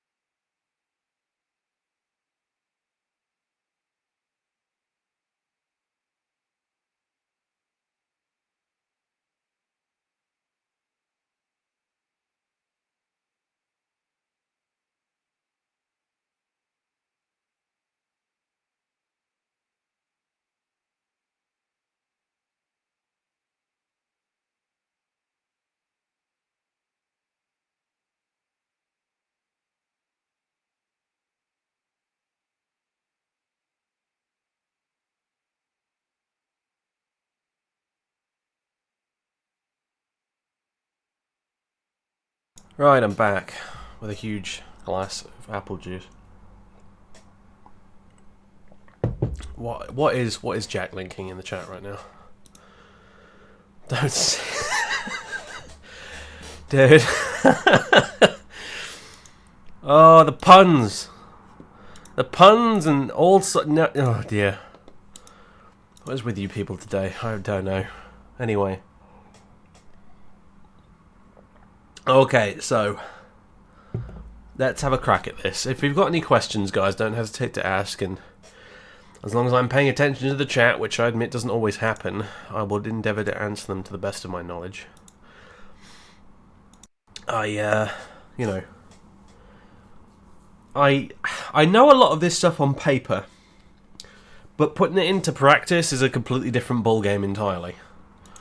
So, you know, and that's kind of the reason why I think PilotEdge was created in the first place, because there is a difference between reading just the aim and memorizing it and actually putting this shit into practice. Because, for example, I know that when I contact a tower controller or an approach controller from flying IFR, that I should give him the latest ATIS info, weather information, whatever. But do I always remember to do that? No. No, in fact, I'm really bad at remembering to do that. So I'll actually have to make a very extra special effort to do that today. What similarity using X-Plane 10, as it says in the bottom left there. So yeah, again, don't mind the squeaky chair. It's driving me bloody mental lately. I need to get a new chair. This thing is just rubbish. Stupid broken thing. What are you gonna do, eh?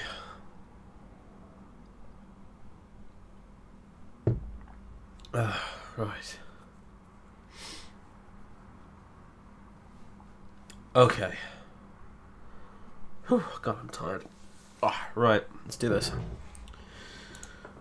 And you know what, to be honest with you, even if you are just someone who flies nothing but two blinders on VATSIM all day, I honestly think it's good for you to know this stuff. Because, I've seen this happen. I really have. I've seen this happen where on VATSIM you got this guy flying a 737 or whatever it is, 777, something like that, something he's not even remotely fucking qualified to be flying.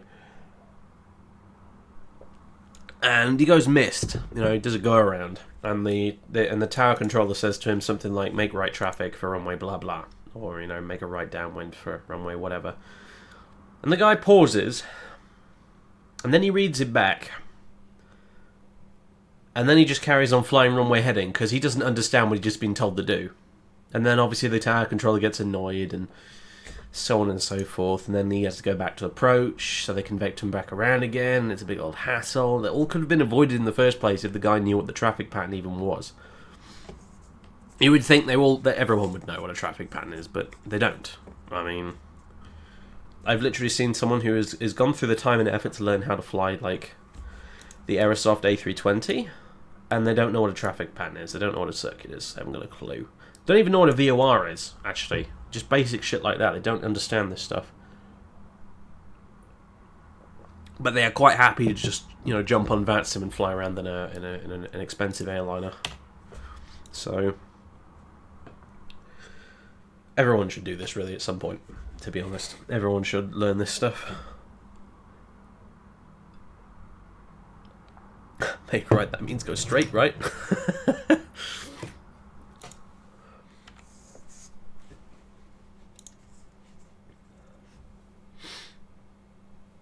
Loving all the learning, been listening while flying your own GA. You're a two-blinder guy and wanted to learn a lot about the basics, yeah.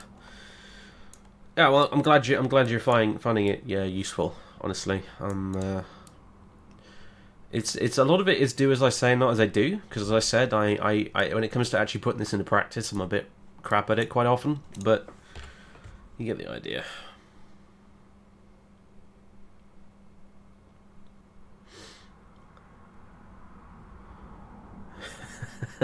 Should run for president of VATSIM, yeah. Right, Rush should be president of VATSIM. That'd be great.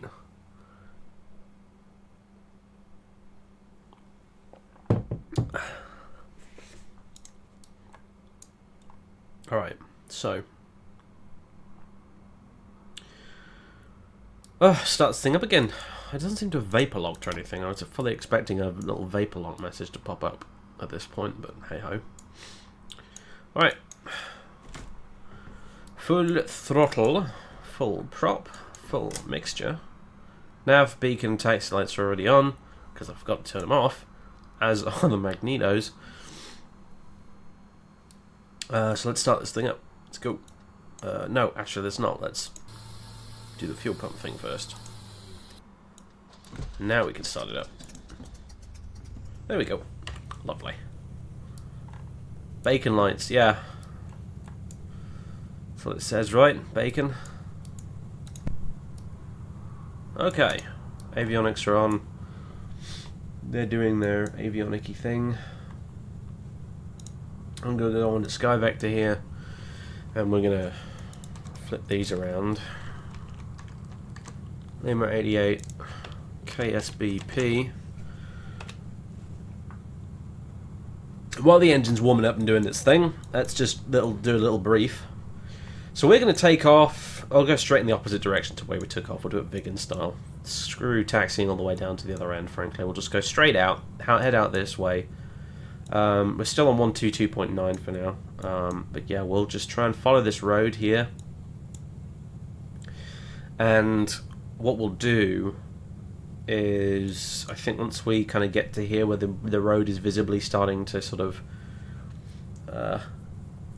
you know, head off to the left down towards Santa Maria, what I'm going to do is I'm going to tune into the Fellows VOR, and I'm going to tune in, I think, like radial, probably I'd say like 260, something like that. Yeah, probably about that.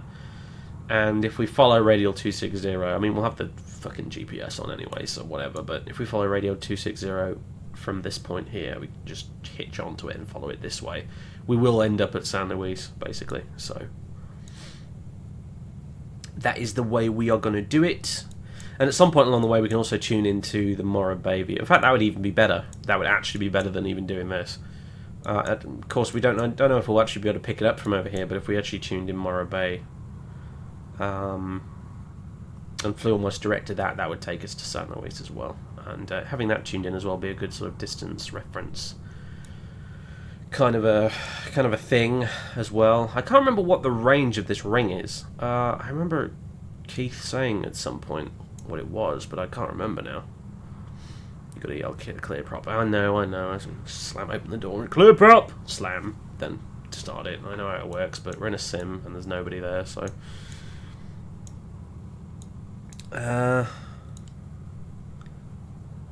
So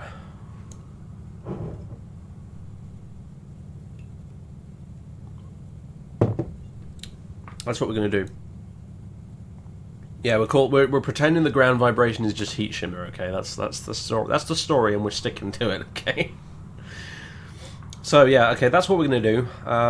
Just as a point of reference, Morro Bay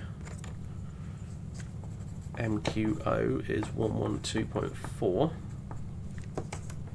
Lovely. And the San Luis weather will just get en route. Won't worry about that for now. Interline Films, I think. Thanks for the follow. So yeah, we're gonna head over to San Luis, and around here-ish, I think about 15 miles out, slightly less than that, we'll contact the tower and say, "Yo, we're inbound land. Deal with it." And then I wouldn't recommend actually saying that, but you get the idea.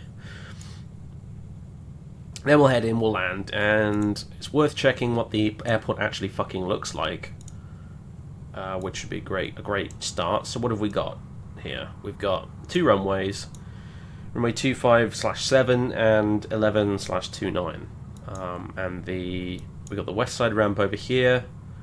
We've got transient parking over here, which is probably where we'll go. We're heading for the short-term parking there.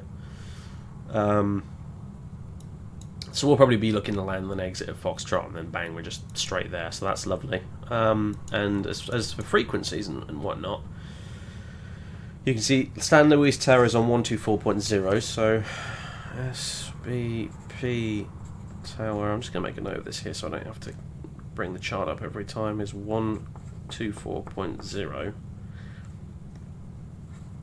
And ground is 121.6. So we can get those pre-tuned as well, which will be useful. So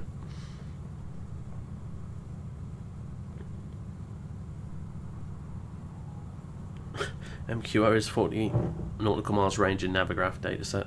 Hashtag cheating. Yeah, it's it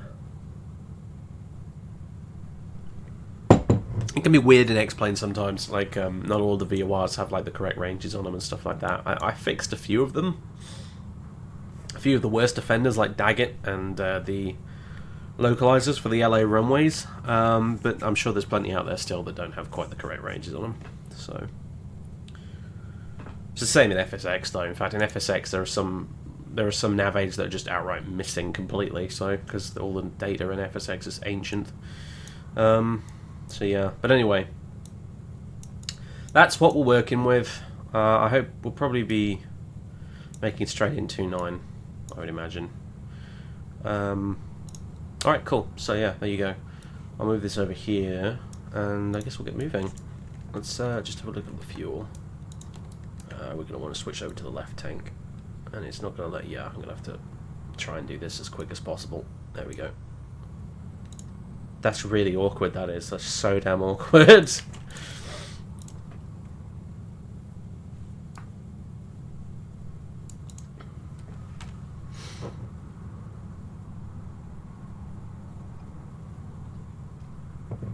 Okay. San Luis Obispo. Yeah, that's where we're going. Alright, so because of X-Plane's amazing physics, I need to throttle the engine up quite a lot just to taxi on this dirt here.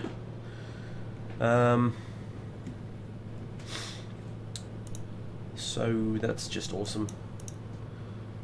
What's the runway we're taking off from here? 2.8. Surface. Asphalt in poor condition, according to this. You don't fucking say. It's got trees growing out of it. That's more than poor condition.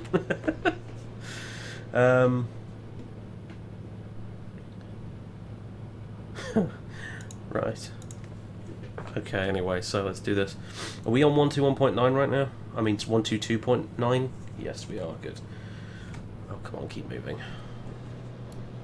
So, are our cowl flaps open? There they are. Good.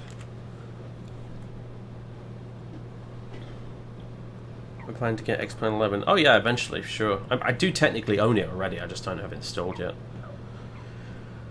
Okay, so, where are we?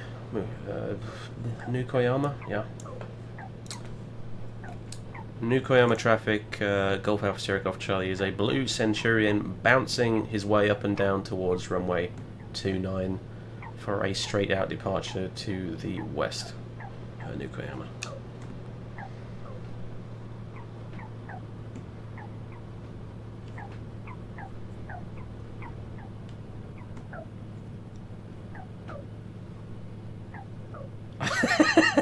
I see what you mean now. Yeah, it does sound like I'm running over a bunch of puppies, doesn't it?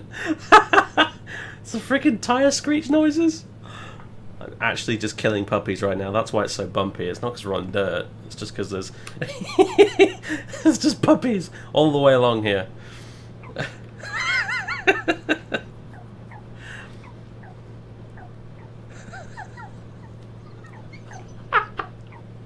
I can't unhear that now. I just...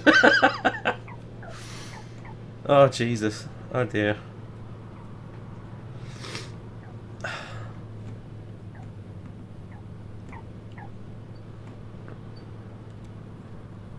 New Koyama traffic. Blue Centurion now entering runway 29 for an immediate departure to the west, New Koyama. And we want to go nice and fast so we can get the puppy blood off the landing gear. All right, let's go.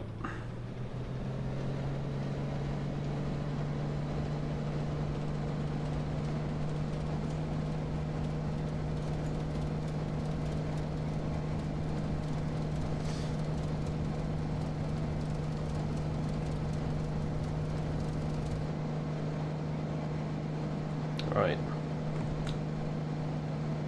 Bring the power back.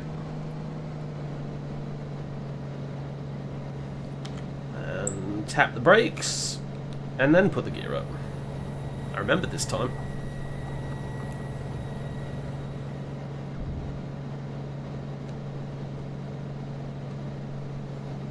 Yokohama traffic, please Centurion, now clear of the runway departing straight out to the northwest. Last call, Yokohama.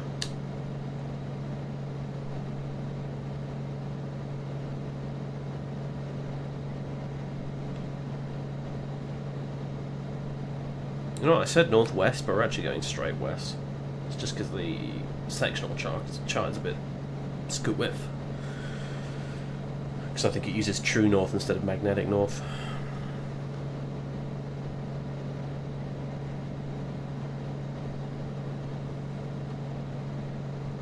Alright, where's this road at? There it is, down that right.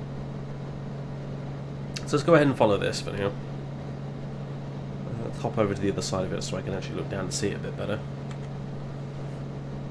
What joystick or controller am I using? I am using a Thrustmaster HOTAS Warthog.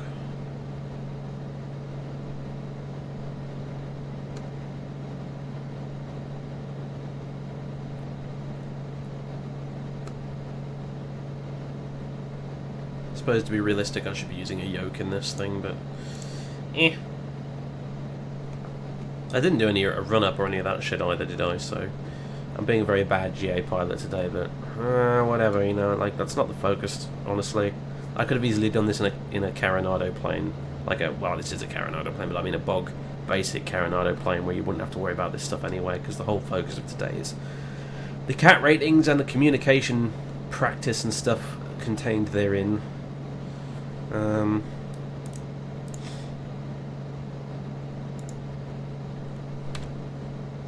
This thing, it does have strobes. I think I was confusing it with the 152. I thought it didn't have strobes, but it does.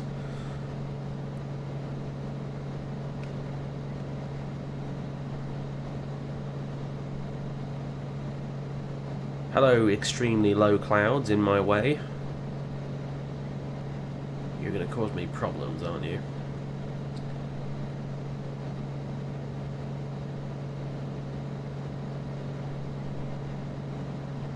It was just one stuck on the wheel, running him over and over again. Oh god. Oh.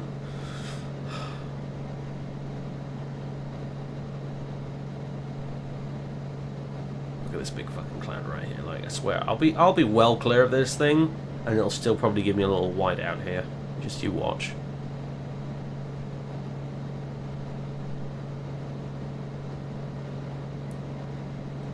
X-Enviro is awesome, but it does troll you from time to time, big time when it comes to. Yeah, look, see, I told you. Look at that. That's bullshit. That is right there, of the highest order.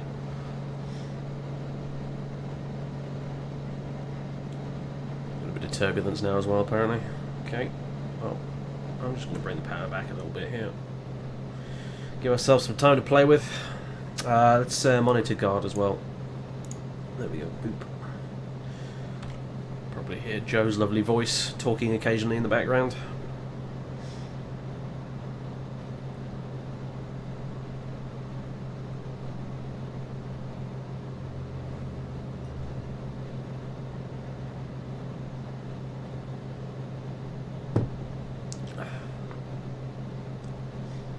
Not a very red dirt out here, apparently.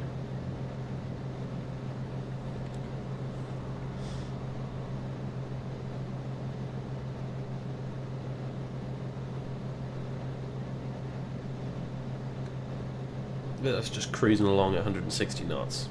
I like it. I like it. I like it. I like it.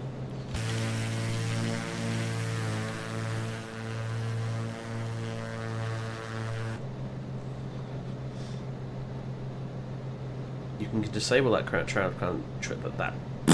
I'll start again. That cloud transition effect and should. Can I really? Can I really? X-Enviro settings. 3D clouds passing effect. Post-processing light scattering.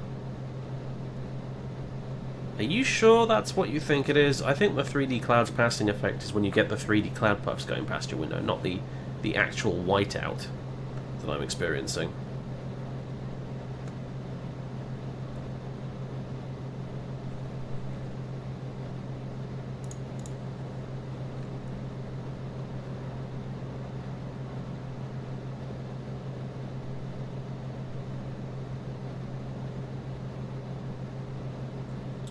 San Luis Obispo and okay, what is it? The Morro Bay VOR 112.4. Let's give it a go. There's like some mountains in the way and shit, so but we'll give it a try anyway. 112.4.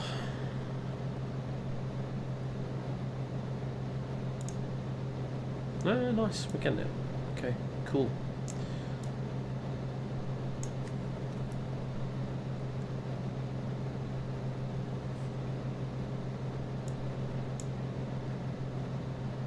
So if we shoot for that radial right about there, we should be good.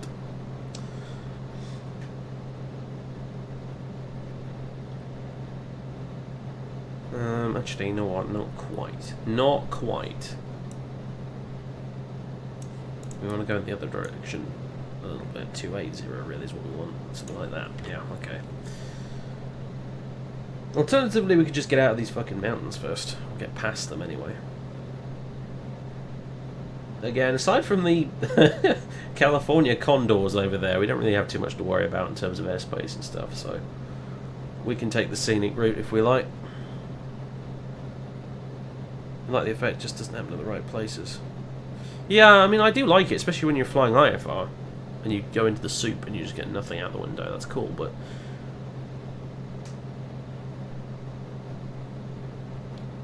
when you're VFR and you're flying a visual approach and you are nowhere near the cloud and yet it just wipes you out anyway, that gets really annoying.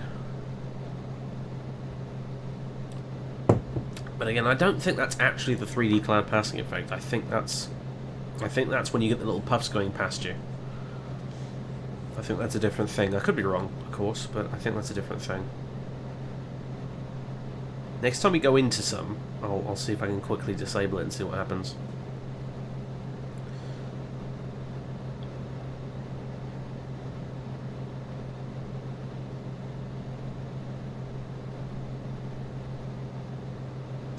Well, welcome to the stream anyway, Dark Phoenix Ninja. Good to have you here, mate. No worries, no one's going to tell you off, so...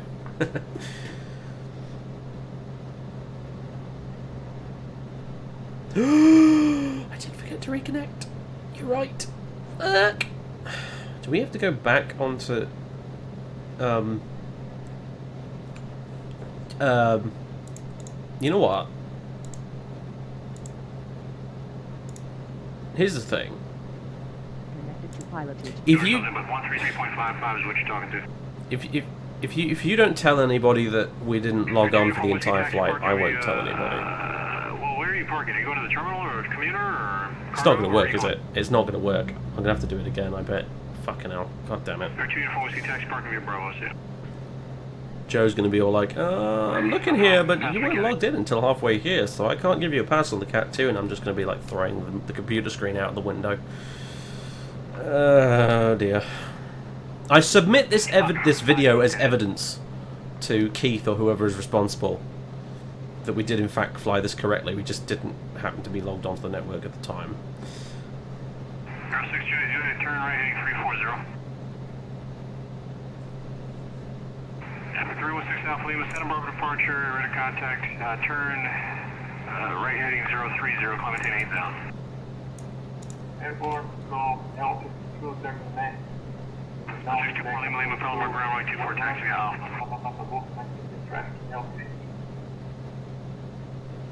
Woohoo, look at that road! Other aircraft call, say yeah.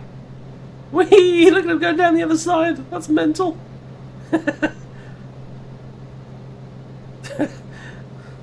Somebody else called.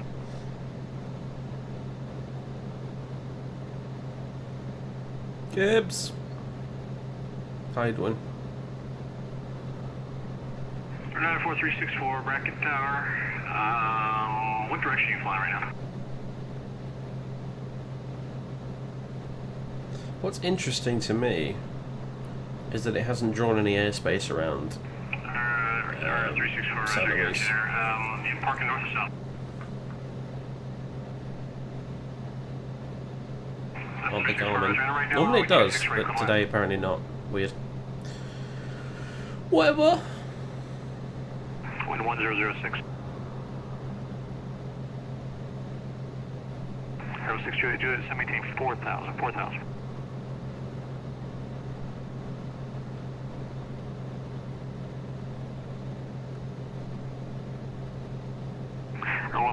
runway 29 clear land. Wind 1008. Says 157 taxi to parking. You have a good day.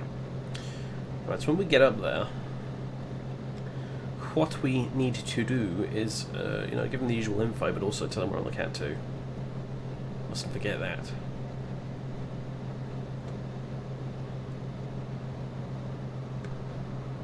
If we have to do this again, I'm not going to be pleased. Really, I'm not. Because I can't just skip it either. I can't go ahead and do the Cat 3 if I haven't done the Cat 2, so... I mean, if we do it again, I have to do it again because I literally got something wrong. Fair enough, obviously, but if I have to do it again because I forgot to log in there, but, you know, while I was in uncontrolled space. It'd be a little irritating, but I suppose fair enough. Oh, see, again with this shit. X-Enviro, hang on a second, alright, okay, look. X-Enviro, settings, 3D cloud passing effect. Oh my god, you're right. Cheers! Alright, whenever I fly VFR from now on, I'm turning that off. Contact Los Angeles Center, 135.5. You look British. Do you mean I sound British, or do I somehow look British? What is it about me that looks British exactly? I mean, I don't think I'm wearing a Union Jack anywhere, so.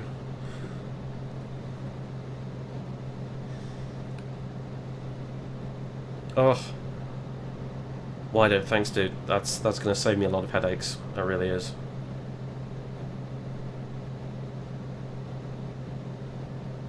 That was a problem with default X-Plane. I used to love doing that.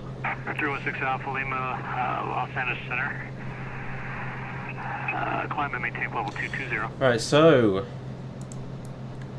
I'm going to keep calling this accidentally almost Santa Barbara, because SBP in my head sounds like Santa Barbara for some reason. But anyway, San Luis Tower you cleared direct. under 4 320 radial, 35 DME, 0. then direct Sacramento. No.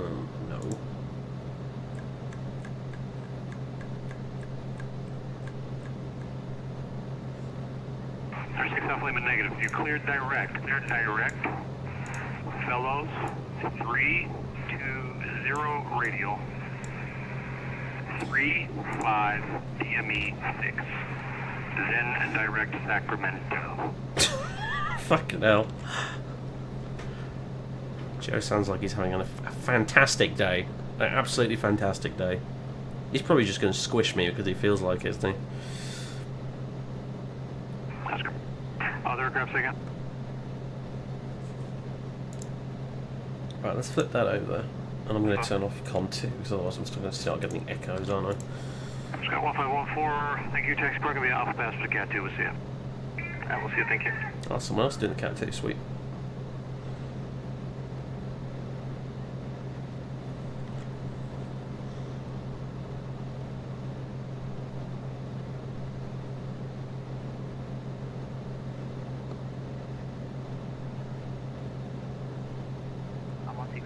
Piper 9350 kilo parked. Oh my god! The weather request taxi. As if! Call out Mountie Ground, so you can call 5. Piper 9350 kilo.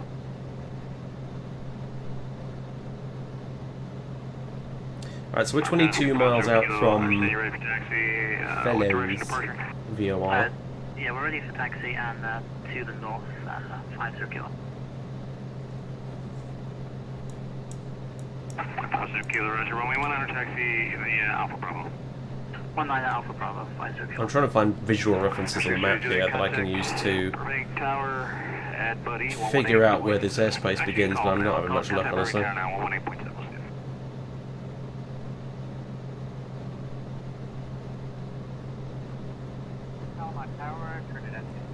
Lima ready IFR release, runway 24 and Alpha. Trinidad 624 Lima, Palomar Tower, runway 24, clear for takeoff, wind 13027. GPS is just cheating. Screw you, Nerd Rage! I'm a filthy casual. I can use the GPS if I want to.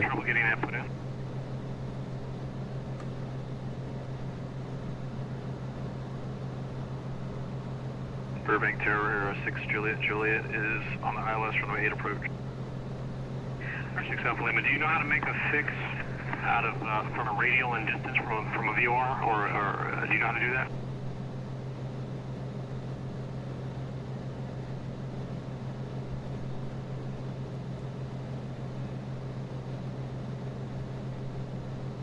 Or 6 Alpha Lima, that wasn't the question. This is the question, do you know how to create in your navigation equipment, GPS, I'm not sure what you're using, but do you know how to create a radial DME fix? Do you know how to create a fix using a radial and DME distance from that's the result of a another plug-in reference point? thing I'm using alongside the sim at the moment. That yeah, PilotEdge doesn't sound like that by default, but I have a sort of virtual audio cable setup thing with a bunch of plugins running on it that makes it sound like that.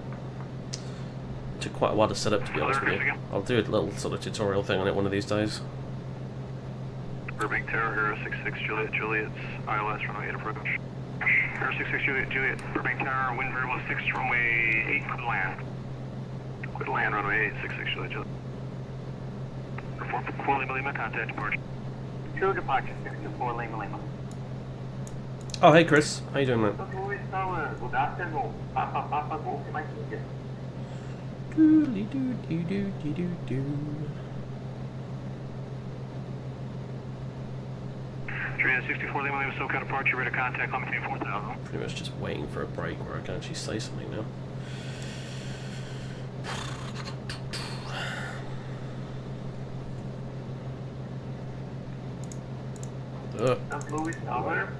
Oh, there's the airspace. Well, that's fine then.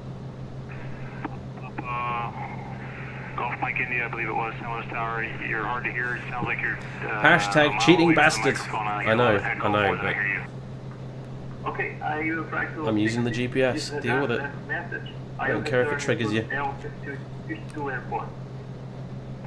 with the echo, I can't understand your accent. If you can clear that up for me, I'll be able to understand, but I can't understand you right now. No problem, sir. Thank you. Bring your ground, go to 94364, clear runway 26 right at Foxtrot. Ready for takeoff. 364, roger, next part gonna be in November. Next part gonna be in November, 764, thanks for your help. Yeah, Big 6 Alpha Lima, do you know how to create a new fix at all? God, it's busy. Wasn't earlier. Don't forget to get my 80s. Oh shit, you're right, yeah. Stand by. myflightroute.com. So you know how to just plug in a waypoint. Okay, try plugging in a new waypoint and name it Fellows Foxtrot Lima Whiskey 320035. Information Bravo. Thank you for that reminder. Altimeter's 2999 now apparently as well. There we go. Lima, clear to right Mission Bay. It's literally about to talk then. It's always, when they Again. don't specify, it's always the closest. Mission Bay is off your left.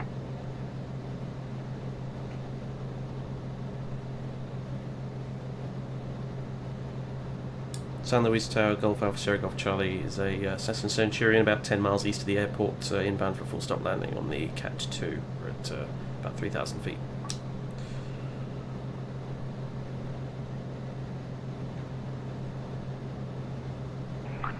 GAS, GC, San Luis Tower, say again, position? About 5 to 10 miles east of San Luis Airport right now. GS, GC, roger. Make straight on runway 29 and report joining the final.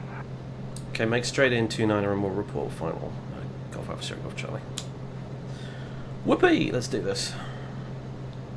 Slow the fuck down. While we're at it. Going like a bat out of hell right now. Okay, looking at my airport diagram again just to get an idea of what we are dealing with right now. Don't think I've ever flown into San Luis before, but right there it is right there. First 6 Alpha Lima, on your present heading, could you join the route from... Well, no, I have. I've done some circuits here before. Carenado? No, I remember. Oh my god, plane needs to slow down, like right now. Yeah, the routing... Slide slip like a champion. You're going to be joining about 30 miles north of Fellows. Are you going to be able to... Can you join the route on your present heading? Right, we can get gear down now. Yeah, don't turn with the gears coming down. We're going a bit fast. The orbit plane. Join your route.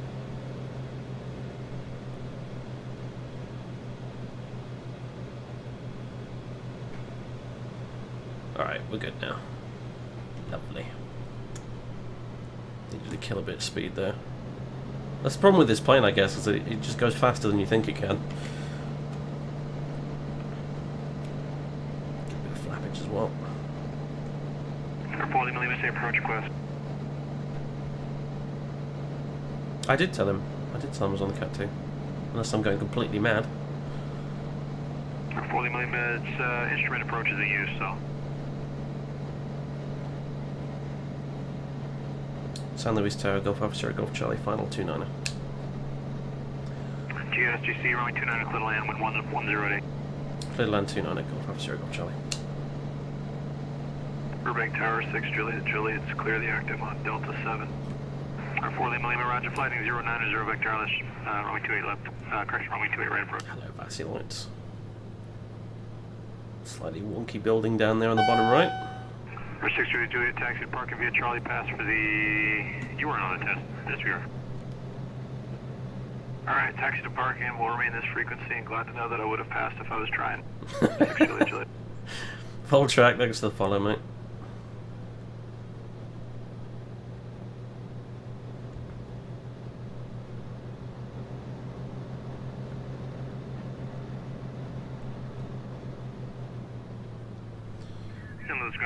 Cessna 1514, ready to taxi at Charlie Alpha. Would like to complete the CAT 3. Oh yeah, 2-point this time. Finally. Runway 29 via Alpha. 29 via Alpha for 1514. Right, we didn't get off at Foxtrot, which is what I was kind of hoping we would, but... Oh well. Can we just sort of do a little bend here and get off at Echo instead? Are we allowed to do that?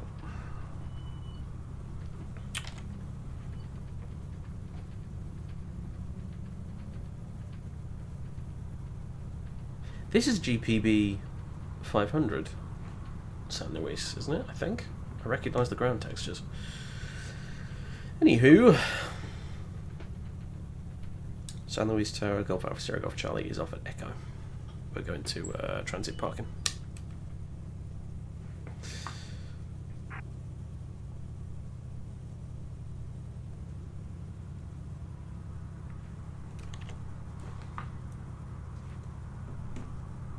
GSGC, you got Skyhawk coming from your left there. Give way to him, taxi to terminal via Alpha. Okay, taxi via Alpha, and we'll give way to the guy on our left here. Golf Alpha Sierra Golf Charlie.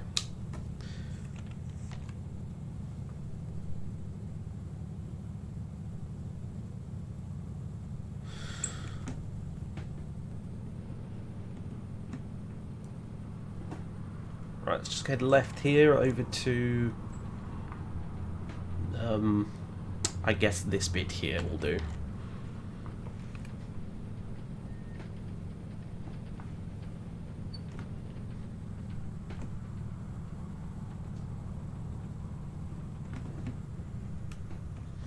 Lovely. Alright, brakes on. Sort the lights out. Oh, oops. Just don't die on me, engine, please.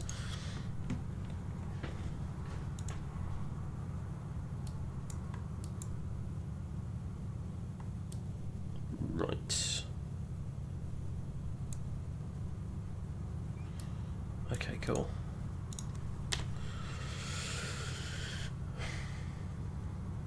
Over to this bit here.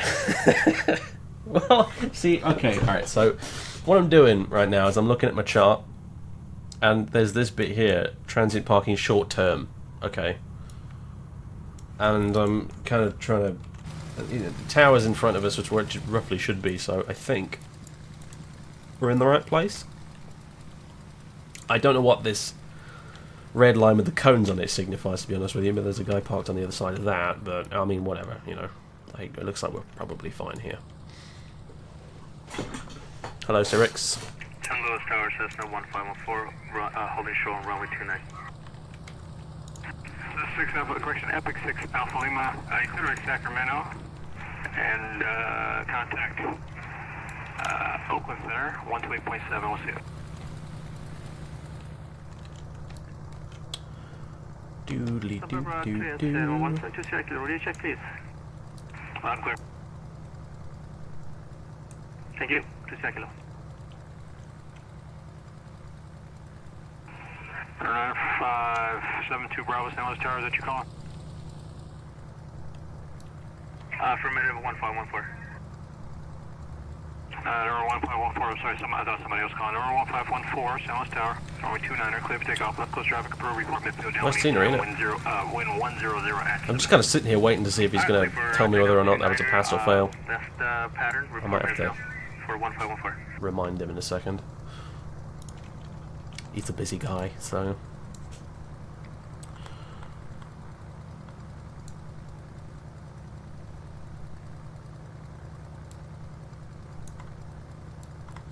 What the heck plane is that supposed to be? I see those dotted around the airport sceneries from time to time. It looks so goofy.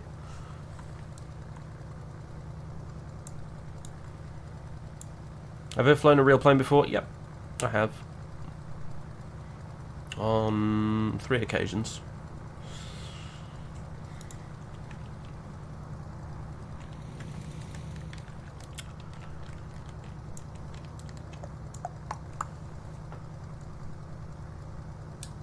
San Luis Tower, Golf Alpha Sierra Golf Charlie. Did we remember to mention we were on the Cat 2? I can't remember. JSGC, you didn't, but that's fast. Okay, cheers. Stand by, don't disconnect just yet,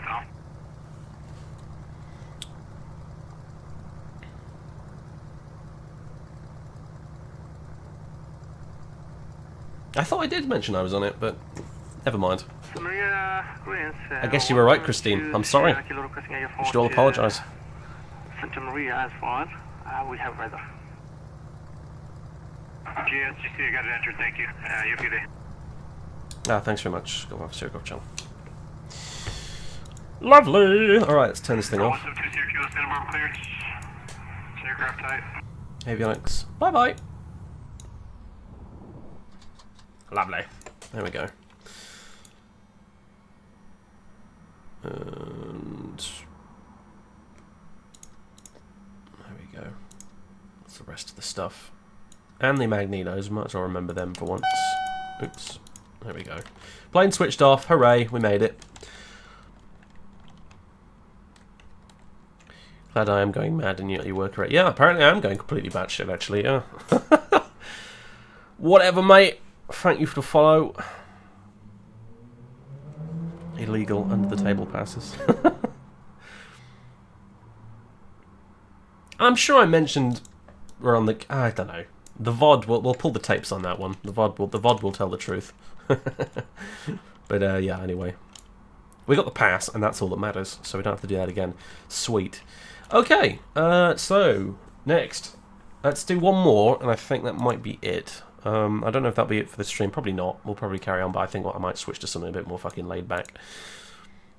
I mean, you know, VFR should be kind of laid back in the grand scheme of things, but it's not really within my comfort zone, as I said, so it's also sort of not very laid back.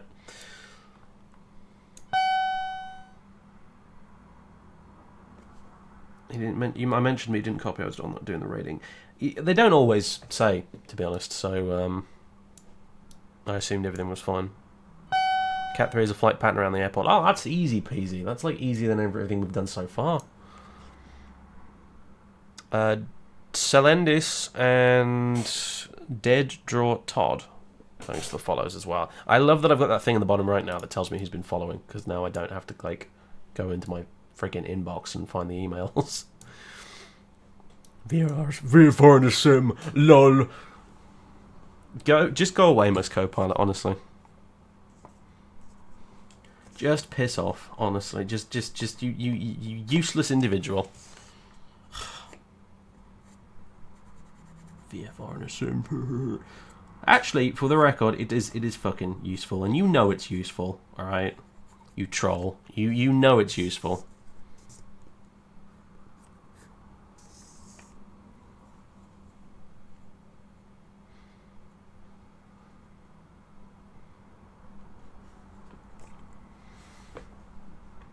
3 circles with a touch and go. Yeah, it's basically just what the V1 used to be then, isn't it?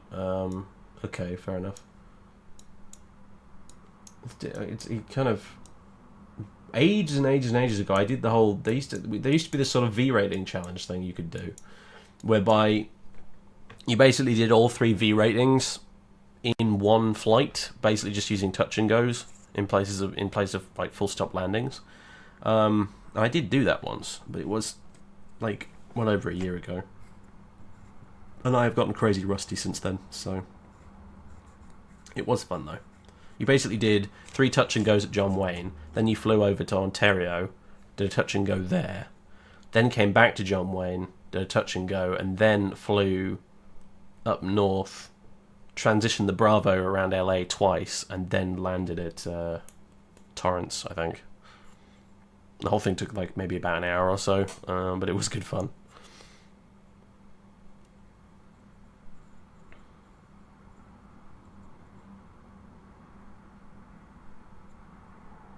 How am I?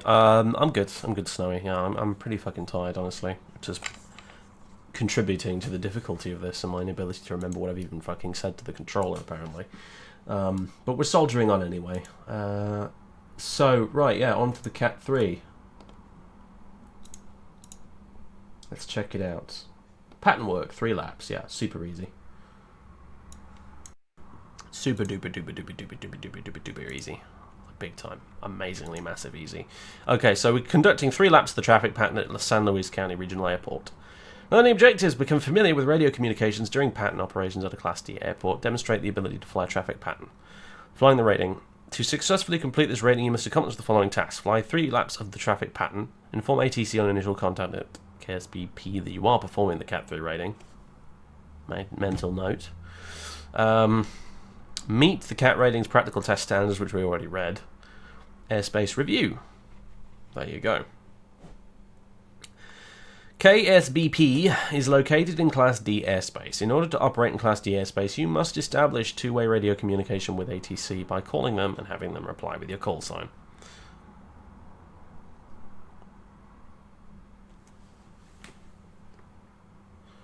First time seeing my face. Well, hello. I hope it's not a complete disappointment. In before Miss Copilot says something very witty. But, yeah. Hi.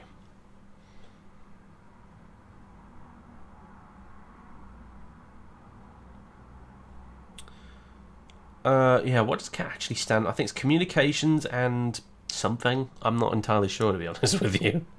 But they're just VFR ratings, basically.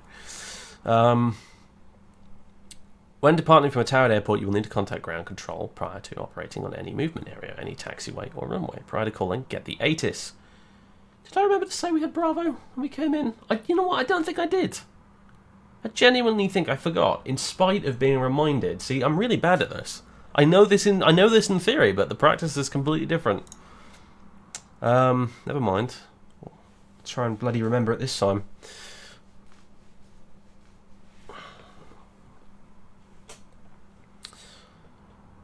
Alright. For example, San Luis ground, Cessna 123 Alpha Bravo, transit parking, request pattern work with Echo. Ground will issue a runway assignment and a taxiway route. I've run out of drink again. Almost. Right. San Luis ground, runway 29, taxi via Alpha. You're required to read back the runway assignment, and it's a good idea to read back the taxiways as well.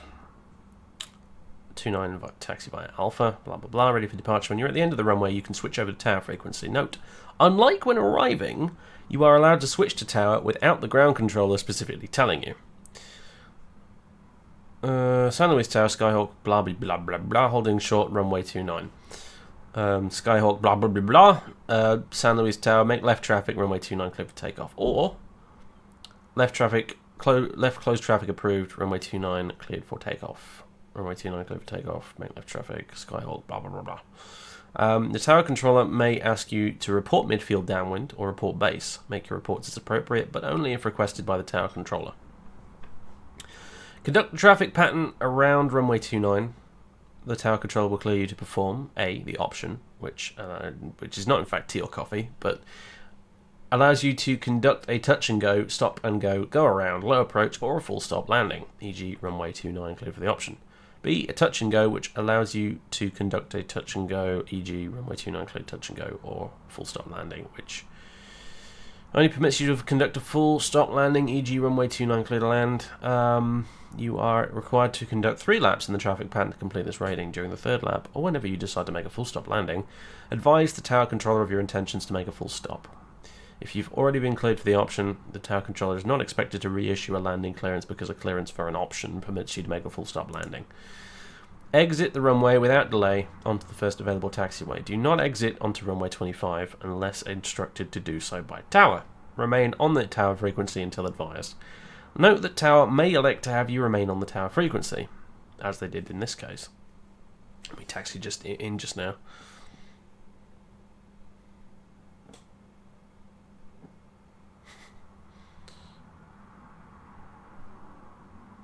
I did not say what ages I had. You'd already nagged me once, you wasn't going to do it again. No, feel free to nag, honestly. It's fine. Unless your name is Miss Copilot, in which case, STFU, please.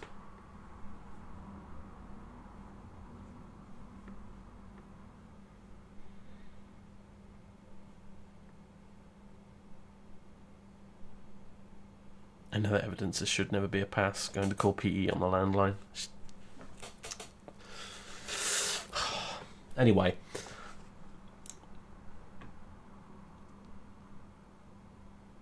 Miss Copilot, can you please start streaming one day? Because I want that day to come, so we can all pile into your chat and poke fun at you, and have all that karma come back and bite you in the arse.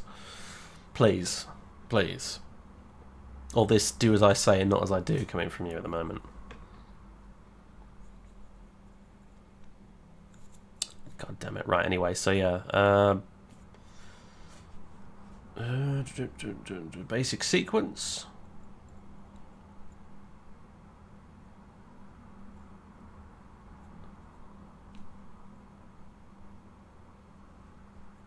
The tower control's other job is to sequence right. Yeah, exactly. Like, you're between jobs right now. You have no excuse. You can stream all the live long day. Alright, so, you know, fucking jump to it.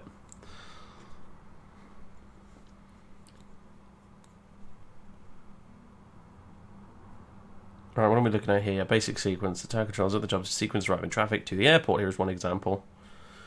Skyhawk 3 Alpha Bravo, number 3, follow the Cirrus ahead on downwind. Advise tower if you have the traffic in sight. If you don't, advise the tower you're looking for traffic. Once you report the traffic in sight, expect your landing or option clearance.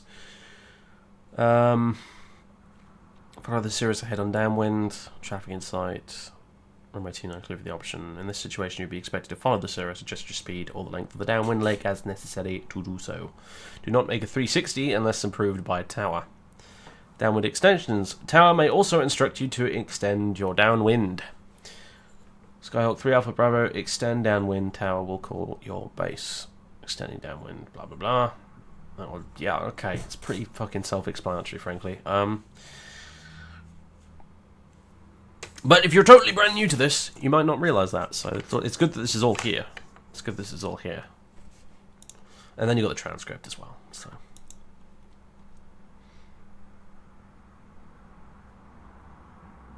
Flaw in your plan is you are not a nooblet. Yeah, but at the same time, I bet you'd screw up anyway.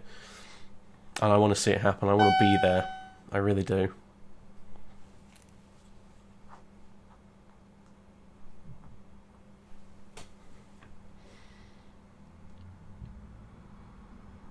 Chris 83 thanks for the follow.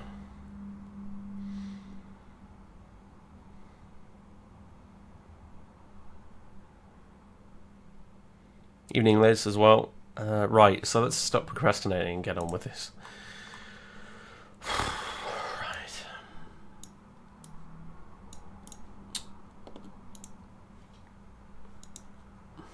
Get my little airport diagram up here. Very nice. Okay, and also the 8 is probably the same, isn't it? Although you never know, do you? Could change. I don't know if they do it. It's on the hour, isn't it? This stuff changes, isn't it? I think. Yeah. All right. So Same weather information, pretty much. When I'll be on the hour, or if there's like a significant change in the weather, then they'd update it as well, I suppose. Pattern altitude. Yeah, that's a good point, actually. Pattern altitude. In the UK, they actually tell you when you depart. They say like not above XYZ altitude. But in the US, presumably you are expected to know what the pattern altitude is, which is like, funnily enough, that wasn't actually mentioned anywhere in that little brief there. But I think it's like 1,000 AGL, isn't it? So, what's the elevation of San Luis? 212 feet, so like 1,200. It's gonna be a pattern altitude, give or take a little bit.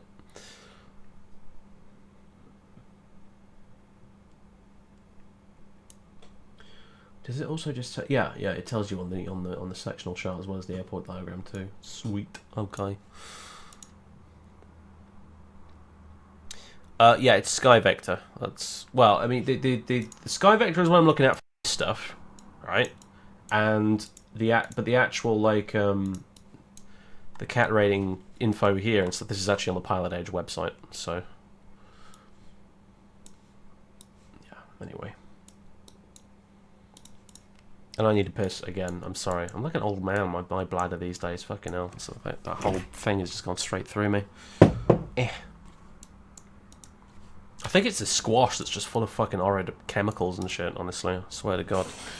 Anyway, yeah. Alright, be back in a few minutes. I'll give you a nice... Tell you what, I'll put it into Top Gear mode. Stand by. Set up a nice cinematic pan. Fat.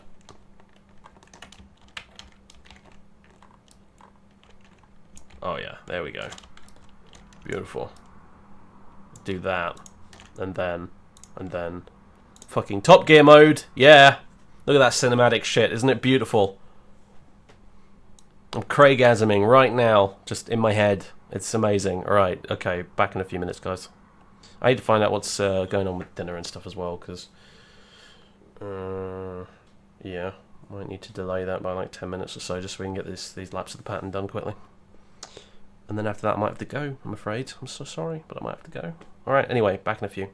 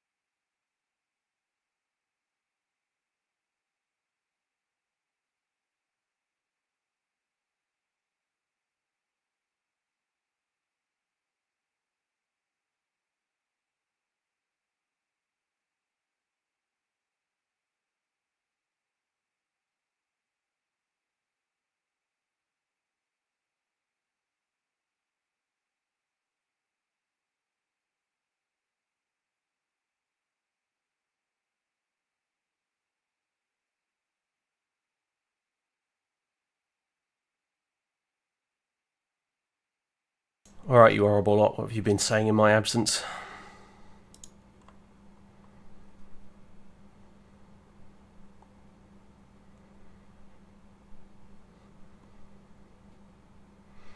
Because you're nervous. Honest to God, mate, I'm actually not. Like, I know what I'm doing, because I did all the old ratings up to like the I4 or something like that, so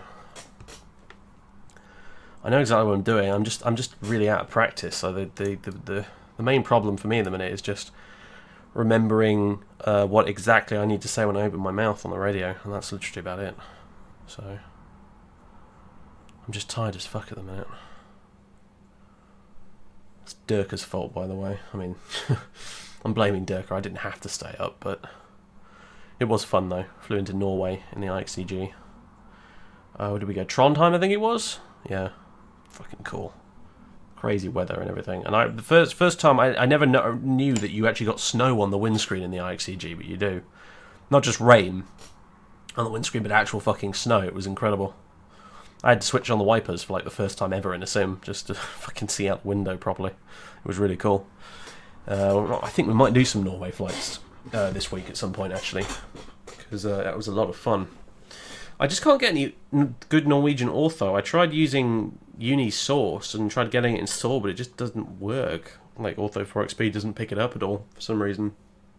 So, you know, it doesn't show up on the source list. So I've obviously done something wrong. I just don't know what it is. So,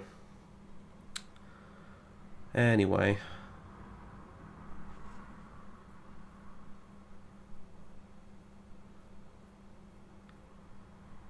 With the super saturation, it kind of reminds me of a 70s movie. I mean, I can adjust it, like, where is it? Filters. We can go fucking hipster black and white if we want to. Or we can go sort of normal. Or we can go saturated as fuck. It's sort of really all up to us. But anyway.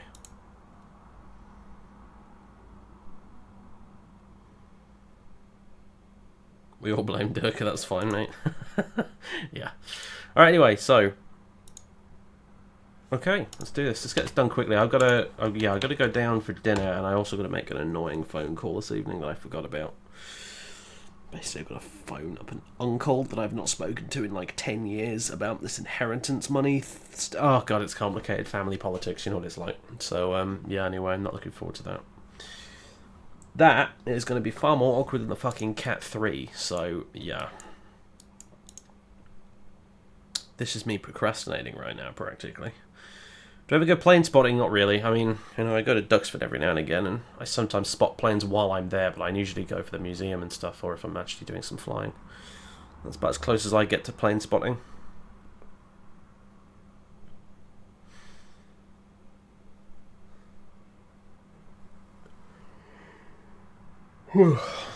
Right, okay. I think we're still connected to PE, aren't we?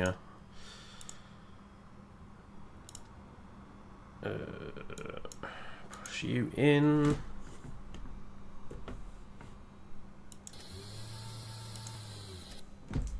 Pull that back. Oh, lovely, there we go.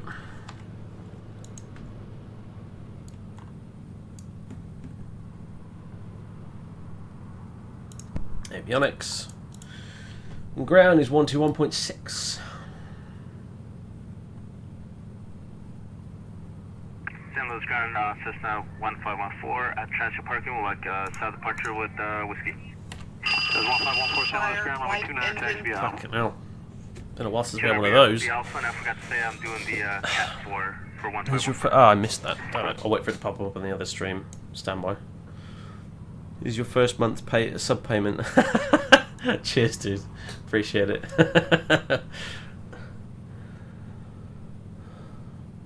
Right. Crap, I forgot about the sub alerts. If there's anyone out there with a deep enough wallet, they're going to troll me to fuck on this rating, aren't they? I can just see it now. Anyway,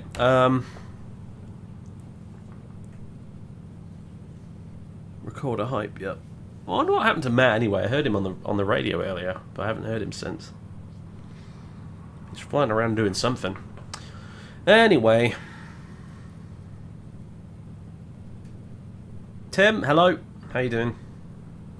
Alright, let's do this. What are we doing? Where are we? Who are we? Where are we going? We are Golf Alpha Sierra Golf Charlie, Cessna Centurion. There's a dude over there who is doing a U-turn. Okay. And we're requesting pattern work, basically. Matt's having OBS and X-plane trouble. Oh dear. Everyone's having technical issues lately. I've been lucky so far this stream, honestly. Doesn't seem like anyone's catching a break, though, in the technical issues department. Okay, we should probably switch engines, right? I mean, you know, fuel tanks, I mean. Oh no, we could actually stay on the left now, for now, that's okay. Alright, cool. Is Matt gone now? I don't know. Anyway. Who are we calling? San Luis Ground, right? 121.6. Okay, cool. San Luis Ground, Golf Alpha Sierra Golf Charlie, we're at transient parking with information Bravo requesting pan work. GFC San Luis Ground, runway 29 taxi out. And that's for the CAT 3 as well. And 29 via Alpha, Golf Alpha Sierra Golf Charlie.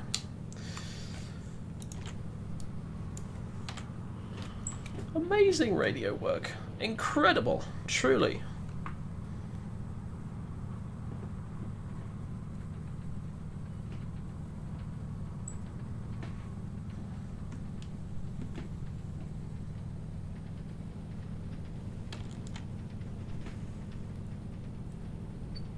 San Luis Tower, Cessna 1514, holding short on 29.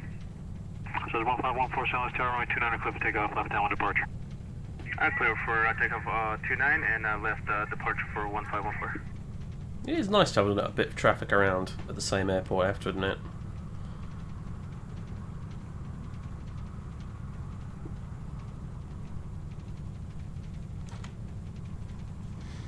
I kind of wish he was almost staying in the pattern, actually. It'd be more interesting that way. But no, he's off to wherever. I think he must be doing the next rating up from me, actually, I think, by the sounds of it.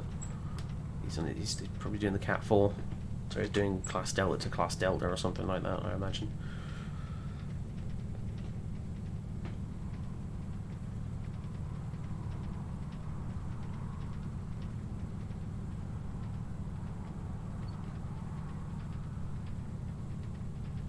OBS and X-Plane didn't work for him in a stream ended. Did they not work together, or did they just independently not work? You're not flying the missed approach as published?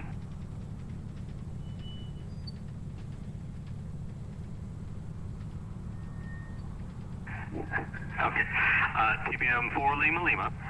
Again, ATC cannot and will not deny you the missed approach procedure unless you're ready to go somewhere specific.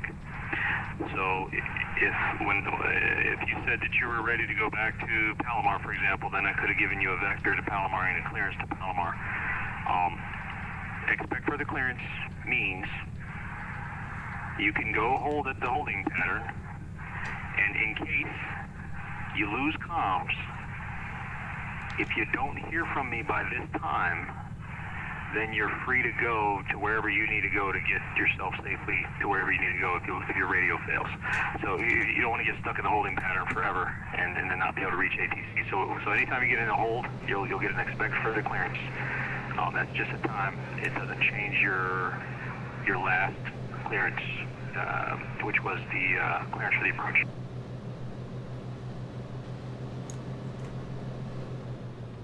Let's do a little run up.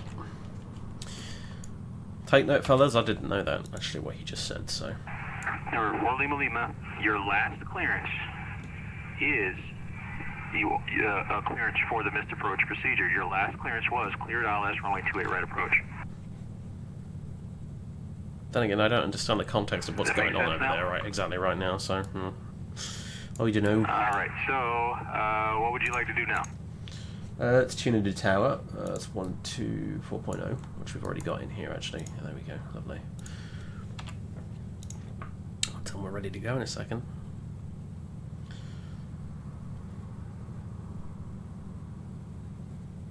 Airport Lima, turn right heading 090. Can learn a lot by hearing other pilots getting educated. You sure as shit can. That is definitely true. VHF emulation sounds good. Thanks. It took a while to get it right. I had to sit and listen to a lot of live ATC while I was tweaking it over the course of like an entire afternoon. 621 contact Los Angeles Center 126.35. Airport Lima Lima, right turn. Right turn.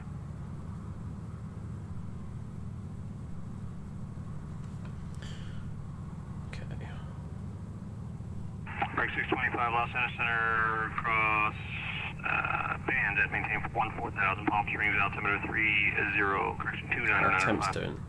Should be warm enough.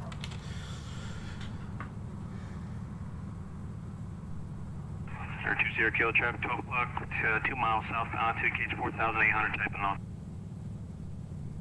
Yeah, I don't know how the controls on VATSIM do it, frankly. Like, with the quality of just the codec in general, but also the mics some pilots use, it's like, what? It's like they're speaking a foreign language. San Luis Tower, Golf Alpha Sierra Golf Charlie is short of 29 on Alpha, ready to go.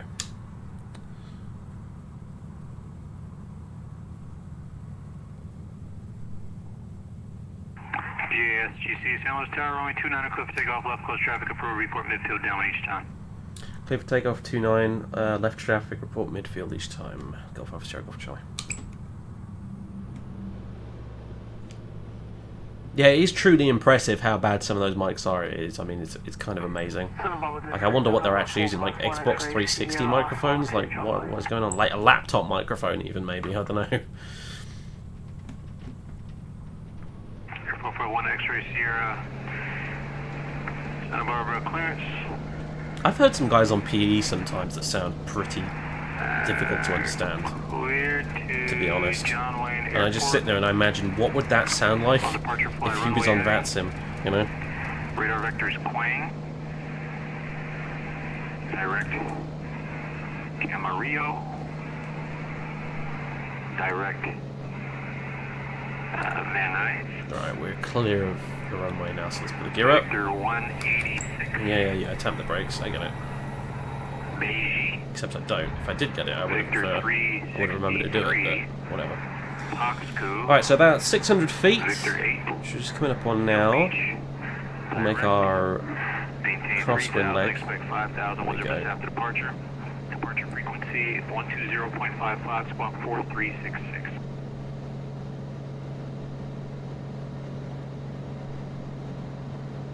I don't have track IR right now, which is making life a little difficult.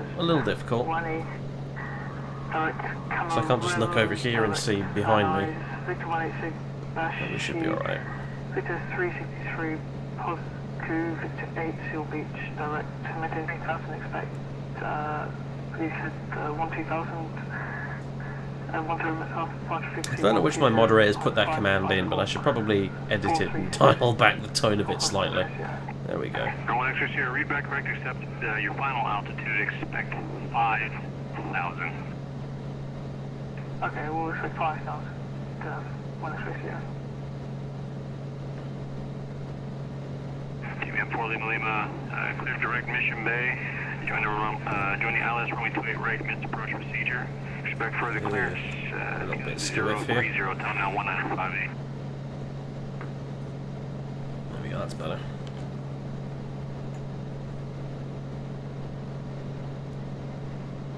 Golf Alpha Sierra Golf Charlie's midfield for 29. Oscillation 592 Lima Charlie, Los Angeles Center, Bakersfield, altimeter 3005.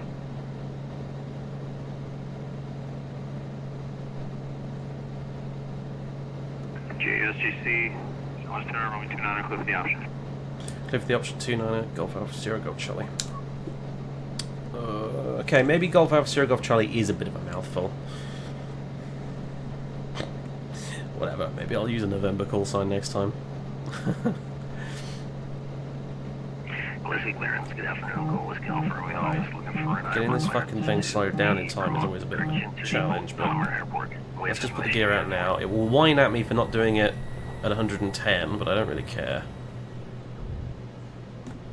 Yeah, I should probably keep the plane straight and coordinate while they're in the gear as well. Whatever.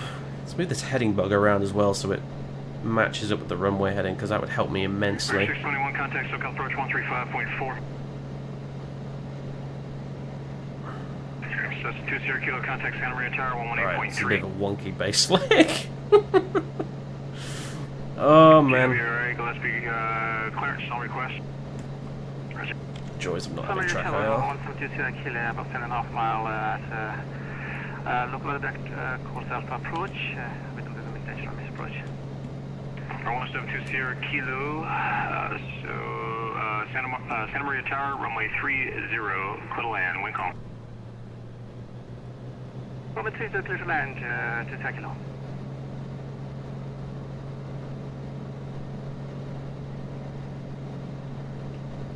Mercury 621, SoCal approach, descend via Keeper 3 arrival, Keeper 3 arrival. In front of me. John Wayne altimeter 3002, advise you have weather approach request. Alright, touch and go, so you get the drill, I think. You know how this works.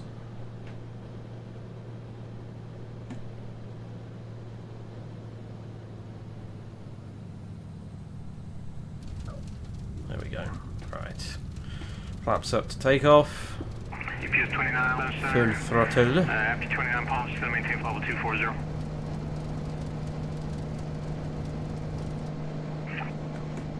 There's one more guy Tower, Cessna 1514 is 9 miles to the northeast. We'll like the full stop with the permission, Bravo.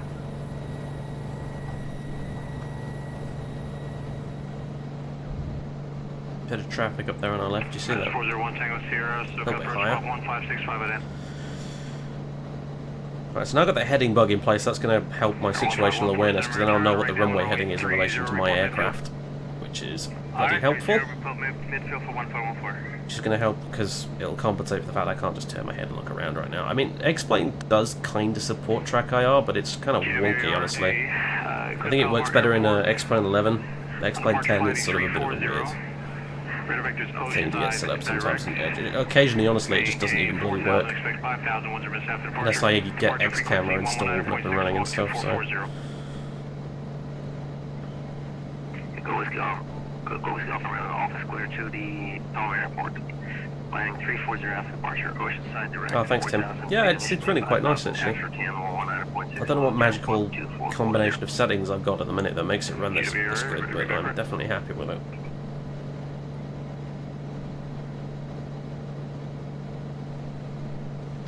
Alright, there we go.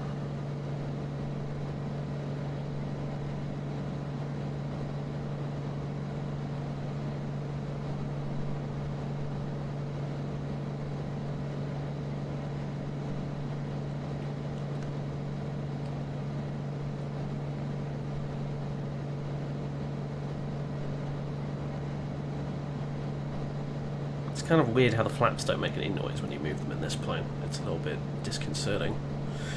But hey-oh.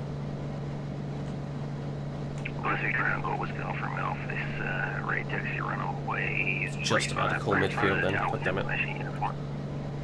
GWARA, Gillespie ground runway 27 right, taxi via Bravo Delta. Taxi runway 27 right via Bravo and Delta, go with Golf from L. Golf Alpha Sierra Golf Charlie is midfield again, 29.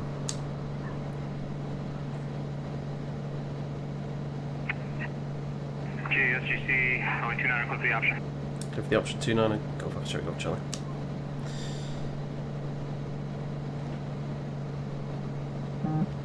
Alright, right, tell you what.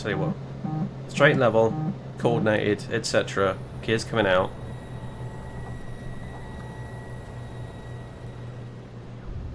There you go.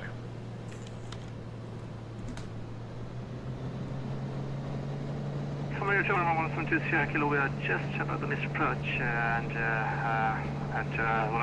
we are holding at 10 requesting on back.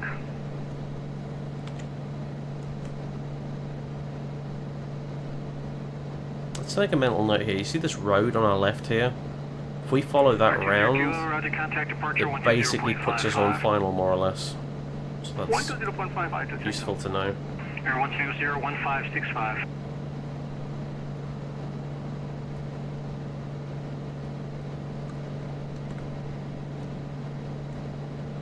CGVZB. CGVZB? I know who that is. From the Catalina Airport, Big Bear City Airport, as filed. Maintain 4,000, expect 1000, 10 minutes after departure. Departure frequency 127.4, squawk 5534, hold to release.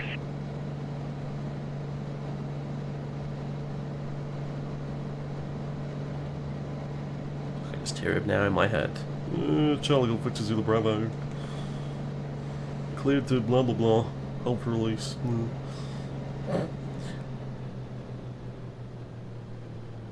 I think I've watched too many of his streams. I can literally hear his voice in my head, even when he's not speaking. Right. Let's try not to fluff the landing too much. CGVZB, it's expect 110, expect 1000, 10 minutes after departure, rest to read back correct, advise ready for departure.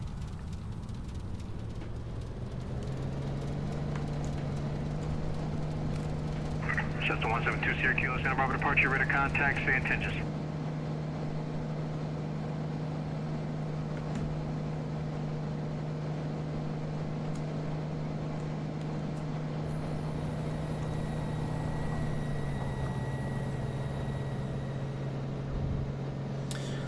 And we go again. We'll do 4, I think. We'll do 3 touch and goes and then a full stop landing. 2035, time now, 2005.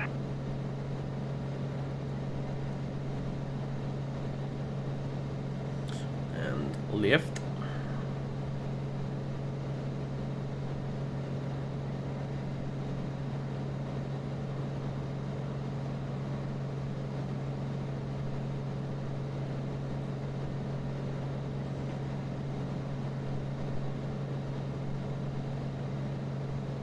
Oh, Jack's posting pictures and I can't see them yet because I'm flying. Tango Sierra, ready to contact 10 miles, or 15 miles north of the Palm Springs VOR. Palm Springs altimeter 2995.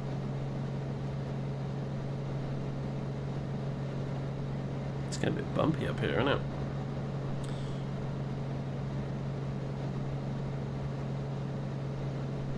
One Tango Sierra, switch, contact SoCal approach 126.7.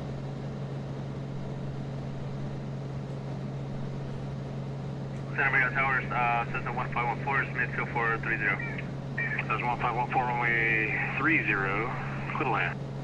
Alright, 30, clear to land, 1514. Air 609 Tango, SoCal approach, crunch on request, come on.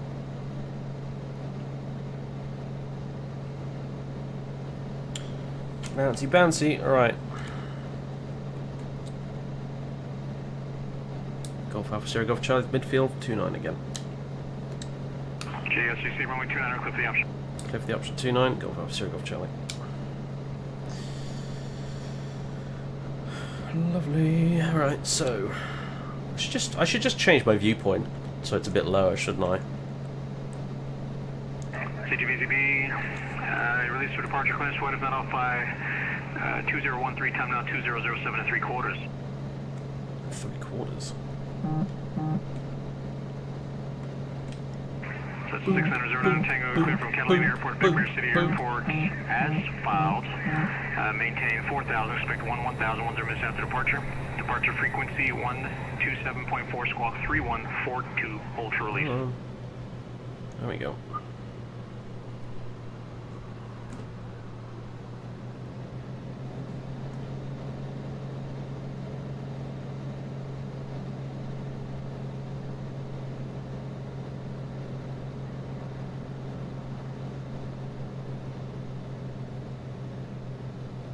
Reserve on Tango, read back rep.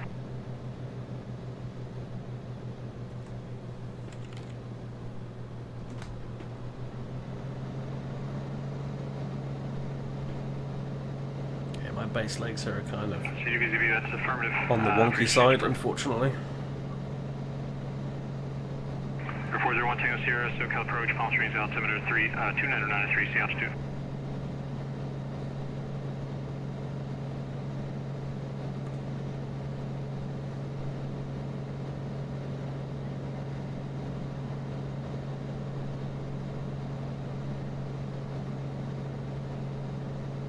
Santa Maria ground, Cessna 1514, clear the active, Delta.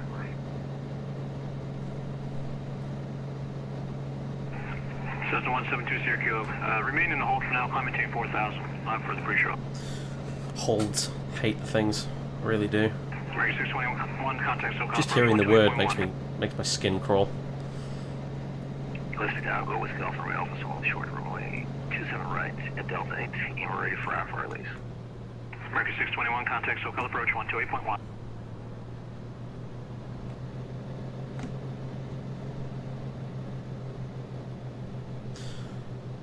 Right, gears down, flaps are being flappish. American Wait for it to 621, land. SoCal approach, if you can hear this transmission ident. Should be doing the little mental checklist every time I go around, really, but...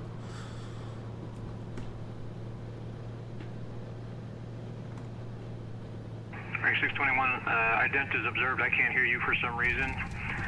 Downwind altimeter 3000, fly heading 290, to maintain 5000, vector ILS, runway 20 right approach.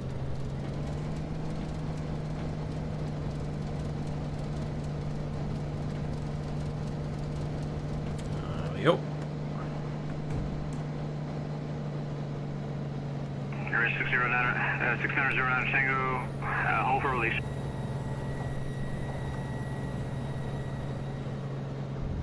GWRA, Gillespie Tower, runway 27 right, clip takeoff. Lift takeoff, Okay, come on, plane. 7 right, go Whiskey Alpha Alpha. CWZB, SoCal, your ident, please. American 621, looks like we're going to be too high, flighting 260, so maintain 4000. Going a bit slow right now. Santa Maria Tower, system 1514, clear the active, Delta. Cessna 1514, it's a pass for the CAT 4, taxi to parking via Alpha, have a good one. Via Alpha, for 1514, thank you.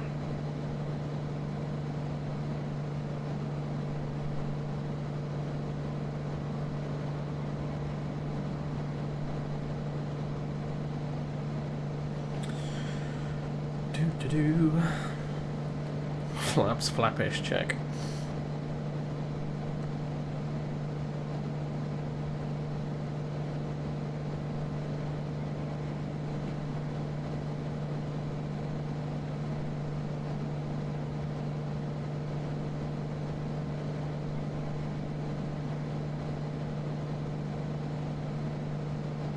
American 621, maintain 180 knots, descend and maintain 4000.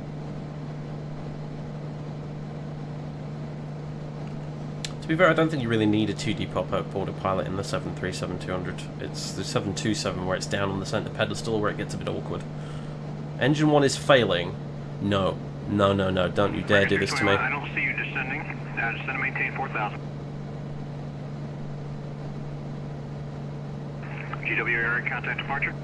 Let the departure go Whiskey Alpha Alpha. Oh, fuck you. Fuck you. Reality expansion pack.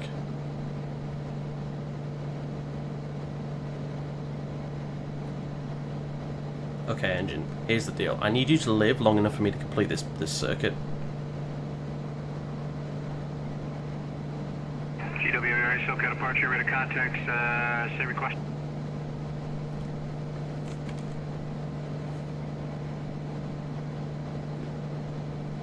GWRA, roger flighting, disregard, I'm more in just a moment. CDVZB, your radar contact 10 miles north of Santa Catalina VOR, climb maintain, disregard the climb maintain 4000 for now, contact SoCal approach, 128.1. Cessna 609, Oh boy, I need to speak right now. I really do. Release for departure clearance void if not off flight 2019er, time Come on, now read back quickly, please. 2013.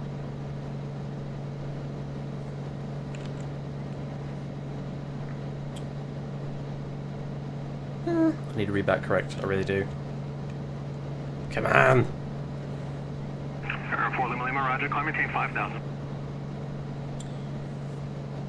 Golf Alpha Sierra Golf Charlie's midfield for 29. Full stop. JSGC, runway 29, equip the option.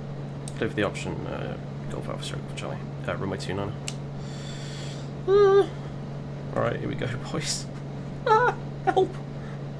I wondered why we were going a bit slow. It's because the engine's packing out. Alright. America 621, turn right heading 030.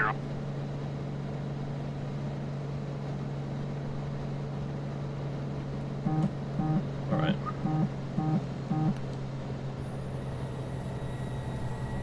Yeah. Fuck you. The gear, blah blah, whatever. It's an emergency, damn it. SoCal approach, climb maintain 7000, John Wayne altimeter 3000.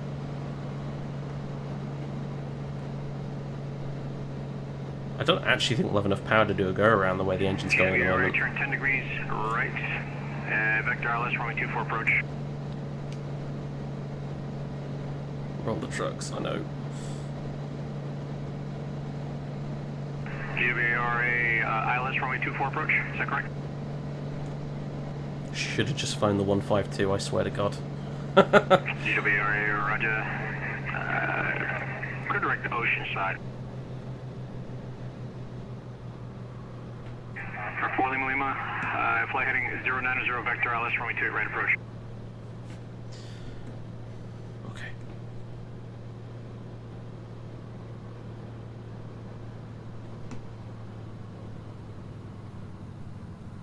Caravan 6909 Tango, SoCal departure right debt.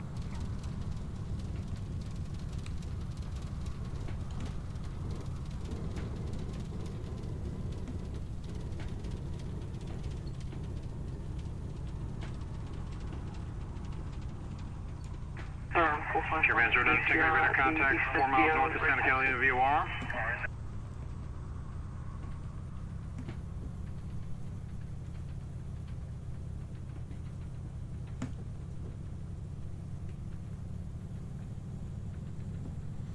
Well, there you go. That's the Rep Pack schooling me on how to aeroplane correctly. 451 X-ray Sierra at the east. We'll get there eventually. Taxi. 451 X-ray Sierra, Santa Barbara ground, runway 15 left, taxi via Charlie. 15 left via Charlie, 1 X-ray Sierra. America 621, flight heading 080. San Luis Tower, Golf Alpha Sierra Golf Charlie is off at Echo, going back to transient parking. There's a 1 Tango Sierra, contact SoCal approach, 135.4. Blocked.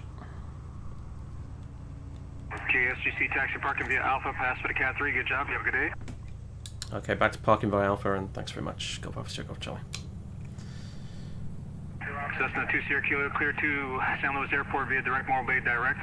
I swear if it cuts out just as we're about to park it.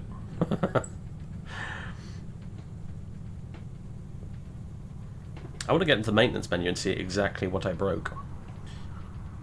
I bet all the cylinders are just totally fucked. Maintain 13,000, the Burbank altimeter 2998.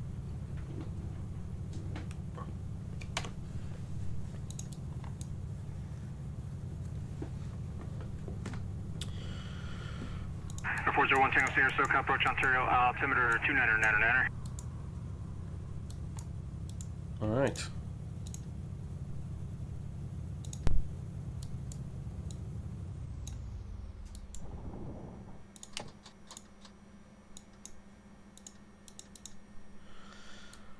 We did it!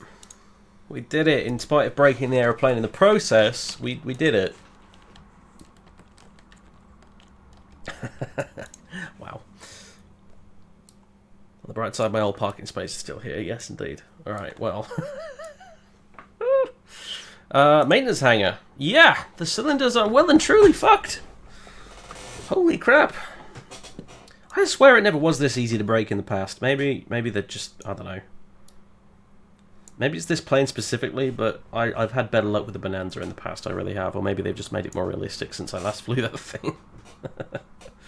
I have bad luck all the time with these like realistic pack things for GA planes, because I suck at flying GA planes, evidently. I mean, I nearly crashed into the sea when I was doing an FS economy flight in the Shetlands the other day, because I stepped away from the PC for a couple of minutes, and when I came back, the plane was just falling out of the sky because the carburetor was full of ice. And when I flew the Airfoil Lab Cessna once, last time, I was doing an FSC economy flight to Manchester, and I leaned for peak EGT so much that I basically melted the oil filter. So I ended up sort of like gliding into Manchester Airport like all the way down. And now I've broken this plane as well, so...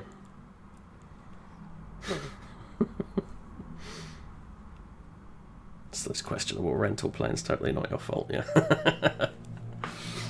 Alright, so let's just pretend that didn't happen. Is there anything else broken? No, everything's good. Battery's still good. Oxygen system's fine. Landing gear's good. I don't think we broke the avionics. Alright, that was it basically. I throttled up too quickly according to that and went over the limit. So, alright. Whew, that is a yodel beside me. Is that what that is? Okay. With a UK registration apparently. Funny looking plane. I mean, it's partly funny looking because it's rendered in such low quality, but, you know, to be fair.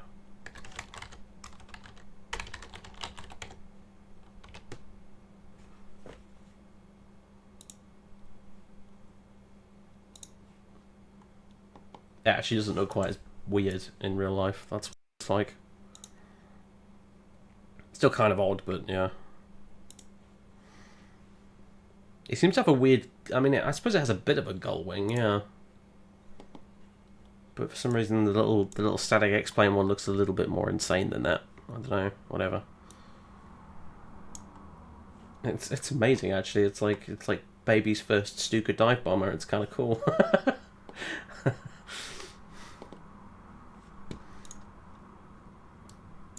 Yeah, I will scroll up and have a look at that picture. You're right. Good call. I will also disconnect from PE. I'll give you guys a quick replay as well before I go. All right, there you go. Well, anyway, yeah, we did it. We did it. We got the first 3 cat ratings under our belts finally. Nice. Nothing I didn't already know how to do, of course, but nice to have the mental refresher, I suppose.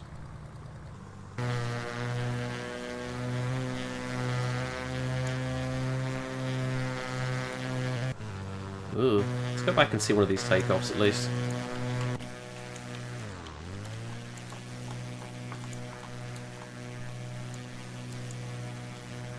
And I'll put it into super cinematic mode. Hell yeah, there you go.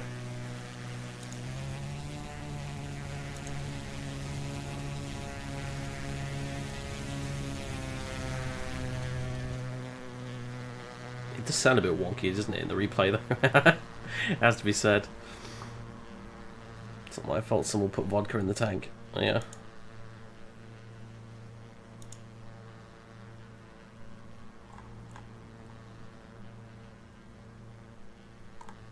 Right, let's see this picture.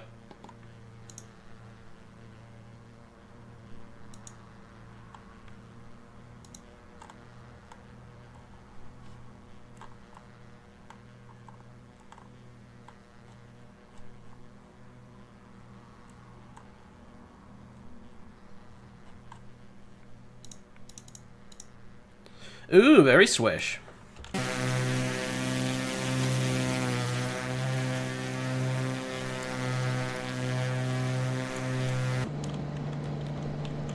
Let's get a bit of dash cam action. Let's go on this side.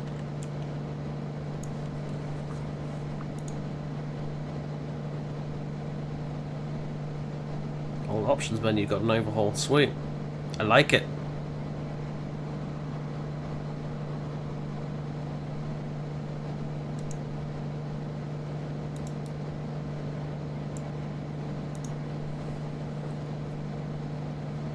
Engine sounds like it's full of angry bees, yeah. Yeah, they are angry bees because I fucking overtaxed them too much. Actually, to be honest with you, it's a bit of a miracle we even managed to climb out of this bit, considering what I did to it. So I think we got super lucky there.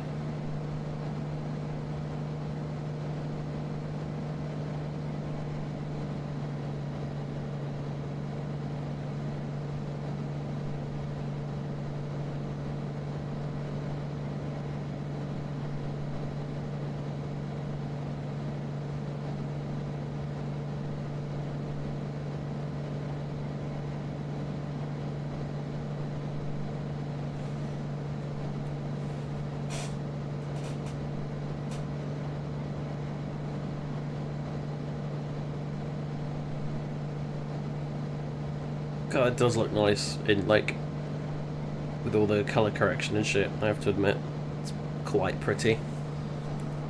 I'm watching it on the other monitor right now.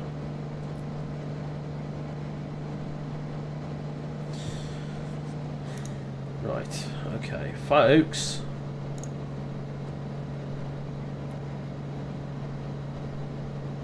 I hate to cut things short, but I need to get going. So, I got this horrid phone call to make and everything, so, yeah. Sorry. I hope you've all had fun, though. Hopefully one or two of you at least might have learned something, actually, as well, which is always nice. You don't often come to my stream to learn things, or rather, you know, I don't know, maybe you come here to learn how not to do things, but... Is that a golf course down there? God damn it, John Fly. But yeah, I hope you enjoyed it, and I'll be back... Let's see. Tomorrow, I think. Yeah. I'm going to kind of schedule sorted out in my head at the minute. I think Sundays I want to do PilotEdge stuff, because it means that I'll actually end up flying on bloody PilotEdge. Doesn't mean we can't do it during the week. But,